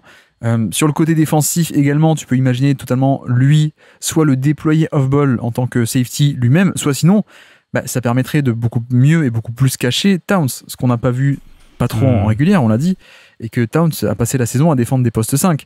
Bon, je pense que Anunoby aurait pu le faire. Thibodeau n'a pas voulu, mais d'accord. Mais peut-être qu'avec un Mitchell Robinson, il aurait été plus à l'aise pour dire bah oui, Robinson est plus gros, ok, je peux mettre Robinson sur Jalen Duren ou sur des mecs comme ça, et donc cacher un peu plus Towns. Donc il y a ça, plus également, tu l'as dit, le rebond offensif, où c'est un des mecs qui, à lui seul, peut te créer peut porter presque une attaque de rebond offensif à lui seul, quoi. J'exagère un peu, mais ça peut être un monstre de ce point de vue-là. Je pense que les Cavs s'en souviennent, mais pas que. Il y a plein d'équipes qui s'en souviennent de ce côté rebond offensif, et ça on l'a pas eu non plus trop cette année, mais en même temps j'ai aucune stat à part le minutage, parce qu'il y a tellement peu de minutes qu'il y a aucune stat qui est intéressante, il y a aucune stat qui est pertinente sur la saison, tu vois, en termes de on-off, en termes d'efficacité au panier, etc. Donc c'est pas parfait comme fit, mais j'arrive à voir la théorie de pourquoi est-ce que ça pourrait fonctionner, pourquoi est-ce que Thibodeau voulait faire ça. Après ça veut pas dire que ça aurait été suffisant non plus. Mais oui, interrogation pour moi, parce que certes, il est encore jeune, mais dans quel état est-il, en fait? Ouais, après, c'est une bonne question. C'est la première fois depuis, je crois, 3 ou 4 ans qu'il a une off-season complète sans être blessé, où il n'est pas en rééducation.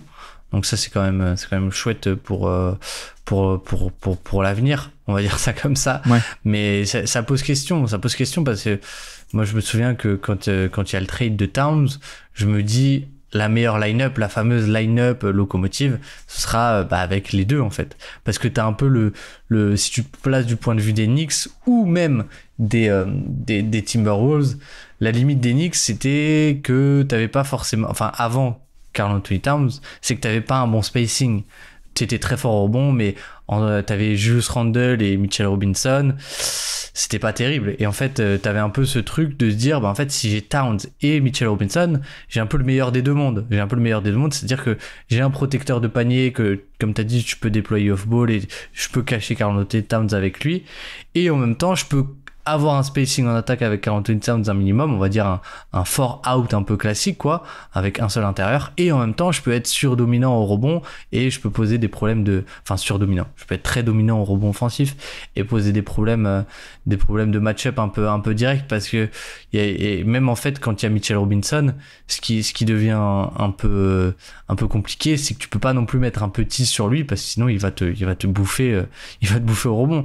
Donc c'est vraiment ce côté où dans l'idée tu te demandes s'il y a pas un truc si c'était pas ça le projet, quoi. C'était peut-être ça le projet aussi, quoi. Donc ça fait un peu, ça laisse un goût amer. En fait, ce serait presque recréer un simili Minnesota, mais low cost, quoi. C'est ça. Mais c'est intéressant, mais c'est low cost par rapport à Gobert, et tu perds toute la valeur peut-être un peu offensive. Comme on l'a dit, le côté spacing absolu. Dans la théorie, moi, je préfère avoir 3 shooters, plus en poste 4 Anunoby, qui est aussi un shooter, plus Towns, tu vois. Ce sera un peu plus mon rêve, mais de l'autre côté, on l'a dit, les vases communicants, à quel point ça, c'est viable en défense de l'autre côté pour compenser Towns, etc., etc. On a bien compris, mais voilà, à suivre l'an prochain, Mitchell Robinson, dans quel état il va revenir. Il est encore jeune, 26, 27 ans, donc tout n'est pas perdu. Et on espère que son côté pâteau et son côté un peu plus lourd était juste dû à ou au fait qu'il n'était pas encore à 100%, peut-être, je l'espère. Ma 5e stat du jour, rapidement, moi c'est 7,7. C'est le nombre de tirs contestés par match par OG Anunoby. Il faut savoir que c'est 24e de NBA, 24e plus gros total de tirs contestés par match, les tirs en tout. Et 24e, bon, ok, mais c'est surtout le premier non-pivot. Le premier non-pivot de NBA, le mec qui, en dehors de tous les pivots, défend le plus de tirs au panier, de tirs en général, hein, pas qu'au panier justement. Mais tu vois, c'est aussi une stat intéressante parce que ça montre bien pourquoi, si on répète souvent, le pivot a plus de valeur en défense que l'arrière ou que l'extérieur. En fait, c'est aussi parce qu'il peut affecter plus de possessions. Et donc là, on le voit directement, tu vois. Sur le top, top 25, il y a un ailier et que des pivots. Donc bref, fin de la parenthèse. Mais voilà, c'est un mec qui défend beaucoup de tirs. C'est un mec qui est également, j'ai calculé, 12e de NBA en termes de déviation par match sur plus de 300 joueurs. C'est le mec qui est 12e en termes de déviation, ballon dévié par match. Donc bref, c'est des stats un peu basiques, hein, pour un peu de prétexte pour parler de lui, parce que c'est vrai qu'on a ce côté, pas totalement exploité, malheureusement, sur le jeu des mismatchs, comme on a dit, où je pense qu'il pourrait faire plus dans le style de défendre des pivots et libérer un peu de Towns de ceux-ci. On l'a pas trop vu, mais c'est quelqu'un qui a été notamment excellent sur la défense on-ball. Je te rejoins qu'il est bien meilleur, je trouve, que Mikal Bridges en défense on-ball, sur ce côté premier rideau, mais qui, comme Bridges, a aussi des bras assez immenses, et donc en fait il y a ce côté stunt, ce côté réduire le terrain, le côté boucher le terrain de par des mecs qui se tiennent en tête de raquette avec des bras longs pour boucher l'espace, pour empêcher les drives ou pour revenir sur les lignes de passe. Et ça, c'est un élément crucial et capital de la défense des Knicks aussi, même si tu vois, c'est un peu paradoxal peut-être pour certains, mais c'est pas non plus un si bon que ça protecteur de panier en deuxième rideau. Je sais pas ce que tu en penses, toi, après l'avoir vu pendant 1 an et demi chez toi, chez les Knicks, mais je trouve qu'on est loin de bon, bah évidemment, de Jalen Williams ou de mecs comme ça qui font un espèce de dépassement de fonction. Je trouve que lui est un peu plus normal, on va dire. Donc la valeur, elle est pas tant dans la protection de panier, dans ce côté aide vertical. Plutôt pour moi, son atout principal, c'est le côté défense on-ball plus quadrillage horizontal du terrain. Ouais, oui, bah je trouve que en fait ça dépend, parce que j'ai l'impression qu'il a progressé sur le côté off-ball par rapport à Toronto, quand même. Enfin, côté, pas off-ball, mais protection de panier, on va dire ça comme ça. Et tu vois, je me souviens que la série face aux Sixers, elle se débloque aussi un peu au moment où Thibodeau l'enlève de Maxey et le met sur Tobias Harris et lui dit, bon bah maintenant c'est toi le roamer et tu vas venir en aide au cercle. Et là-dessus il avait été très bon, mais c'était un profil particulier qu'on orientait tout le temps main gauche, et du coup c'était très scouté et précis ce qu'on lui demandait. Je pense que c'est un joueur qui a pas forcément le côté cérébral que peuvent avoir un peu d'autres, et je trouve que pour l'avoir vu pas mal de fois, bah en fait il y a juste parfois où il y a pas mal de rotation qui fait pas, où il est un peu en retard, et en fait au global où il est pas en position, mais ça reste un joueur qui est très finalement disruptif, j'ai envie de dire, quand il est plus depuis un peu plus haut sur le terrain, quoi. On va dire un peu sur la première ligne de défense, quoi. Et c'est déjà assez cool, en fait, c'est ça que je veux dire, c'est déjà assez cool, quoi. Et puis efficace, et puis 38% encore à 3 points, donc très bon. Très peu de pertes de balles en plus cette année, donc c'est très bien. Voilà. Pas non plus d'étonne à dire sur Anunoby en termes de bilan, parce que c'est un peu le Anunoby d'habitude, quoi. C'est-à-dire génial en défense, très cool aussi en attaque dans son rôle, dans son registre. C'est-à-dire un registre assez. Voilà, tu vois, on parlait de Mikal Bridges, lui aussi, hein, il est quasiment à 80% de panier assisté, et ça me va très bien. Ça me va très bien. Les rêves de OG Anunoby MIP, on peut les laisser en 2017. Ouais, c'est ça. Mais pendant longtemps, il y a eu ce rêve-là qui fasse plus. Au final, moi, ça me va qu'il reste comme ça, quoi, pour le coup. Donc voilà pour Anunoby, ma 5e stat du jour. Mais je suis déçu parce que je pensais que tu me réserverais une petite stat sur Ariel Dombal, non? Ah ouais, mais j'aurais bien aimé. j'adore. Mais est-ce qu'il y a assez pour en parler? Est-ce qu'il y a assez pour en parler? En parle-en quand même, là. On a fait nos 10 stats de la saison. Donc, petit bonus, des joueurs bonus, des stats bonus en fin d'épisode. Donc, c'est pas Ariel Dombal, par exemple, c'est Ariel Porti, c'est ça? Je précise. Porti, exactement. Recruté en D2 allemande, je crois, ou D1 allemande. Enfin, le département de scouting des Knicks est pas si mauvais sur ce genre de trucs. Mais 15 matchs, quoi. 15 matchs, en fait, ce qui est marrant, pour raconter un peu l'histoire, c'est début de saison, donc il n'y a pas Mitchell Robinson, et en fait, on se dit, mais qui va jouer les minutes quand il n'y a pas... Et il n'y a pas Precious Achiuwa aussi, je crois, quand il n'y aura pas Towns. Et sur le troisième match de la saison, il y a ce mec qui débarque, Ariel Hukporti, et qui joue, et qui fait 35 minutes, je crois, ou 30 minutes, il joue contre Brooklyn, il fait un match assez génial, et tu te dis, mais waouh, trop bien, en fait, ça se trouve, t'as le gars de ta rotation, et en fait, il est mis au placard presque instantanément pour Jericho Sims, pour donner de la valeur à Jericho Sims, et que Jericho Sims réussisse à être tradé. Ce qui a été le cas, il a été envoyé à Milwaukee en plus. Et le plan a fonctionné. C'est ça qui est fou. Mais ce que j'ai trouvé très cool, c'est le côté, il est très très mobile. Enfin, il est vraiment même vitesse de hanche, etc. Un peu menace au cercle, mais il a un bon passing short roll. C'est pas forcément un super poseur d'écran. Il de ce qu'on a vu, il aime plutôt les glisser et après pas mal sur short roll. Et protection de cercle, c'est perfectible, on va dire, dans la technique, mais il prend énormément de fautes, je crois. Enfin, on va pas dire les stats, mais c'est un joueur qui a tendance à beaucoup sauter, etc., qui est un peu perfectible, mais qui a un profil un peu plus mobile, où tu peux plus faire du blitz ou du edge ou des choses comme ça avec lui, parce qu'il est un peu plus malléable. Donc on demande à en voir plus, on va dire. Mais moi, les 14 matchs qu'il a joué, je sais pas si je les ai tous vus, mais j'ai adoré, quoi.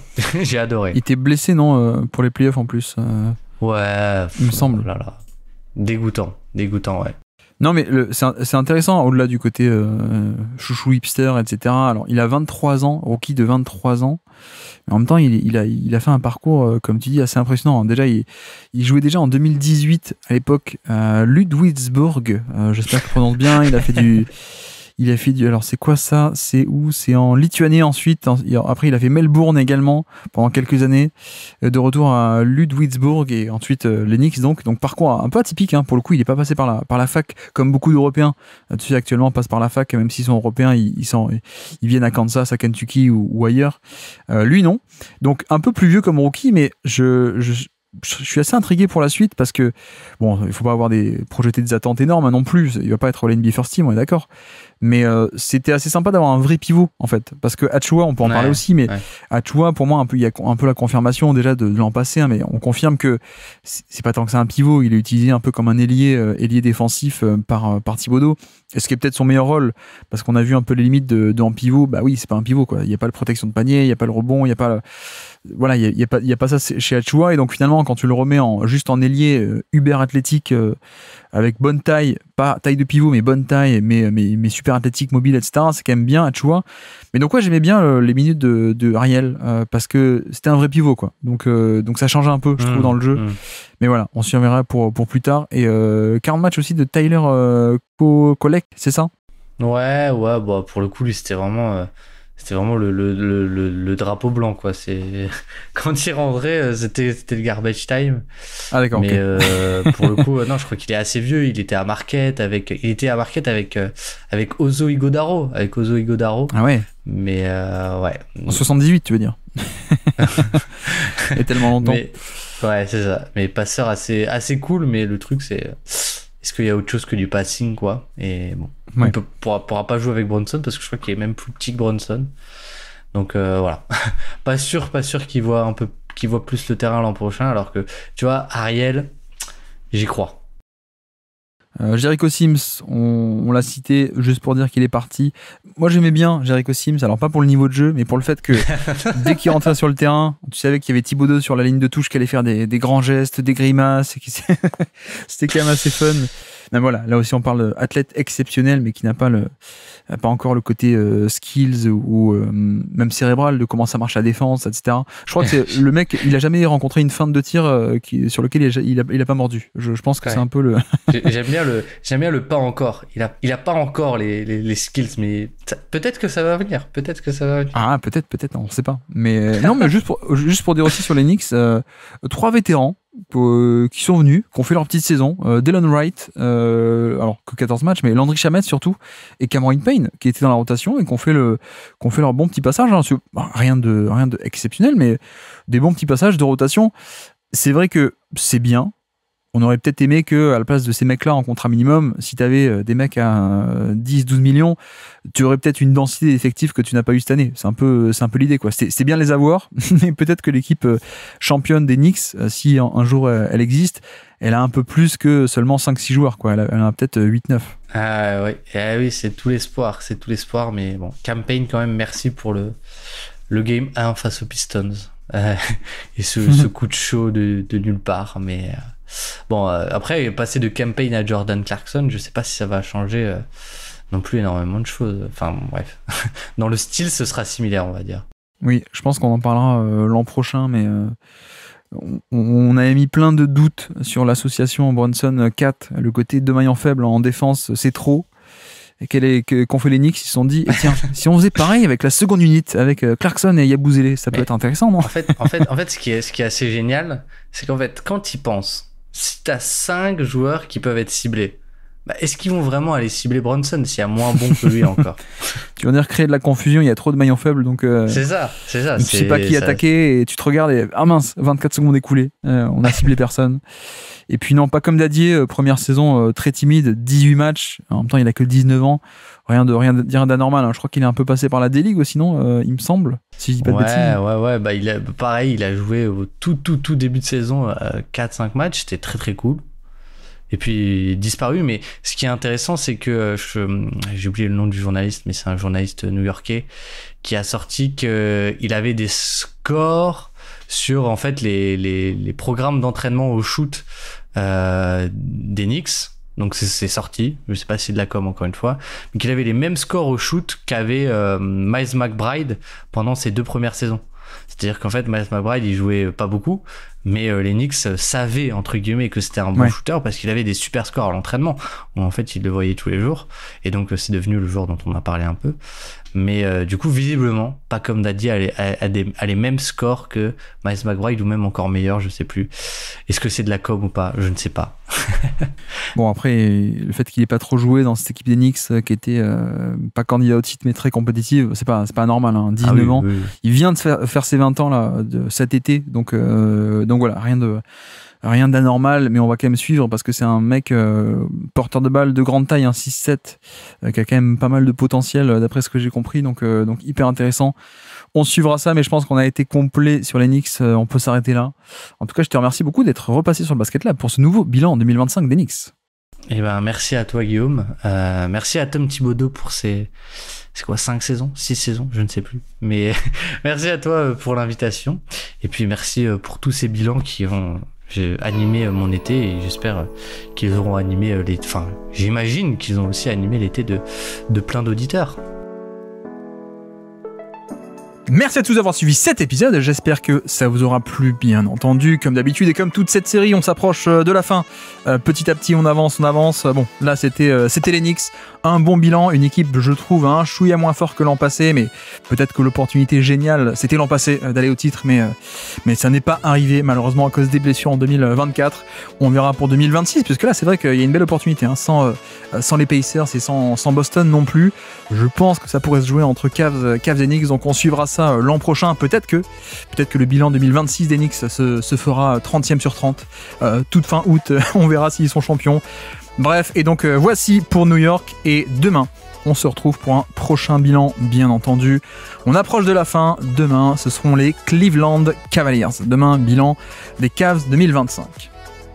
Et donc, sur ce, je vous remercie une nouvelle fois de nous d'avoir écouté jusqu'au bout. Un grand merci à Baptiste d'être passé sur Basket Lab, et moi je vous dis à très bientôt. Ciao.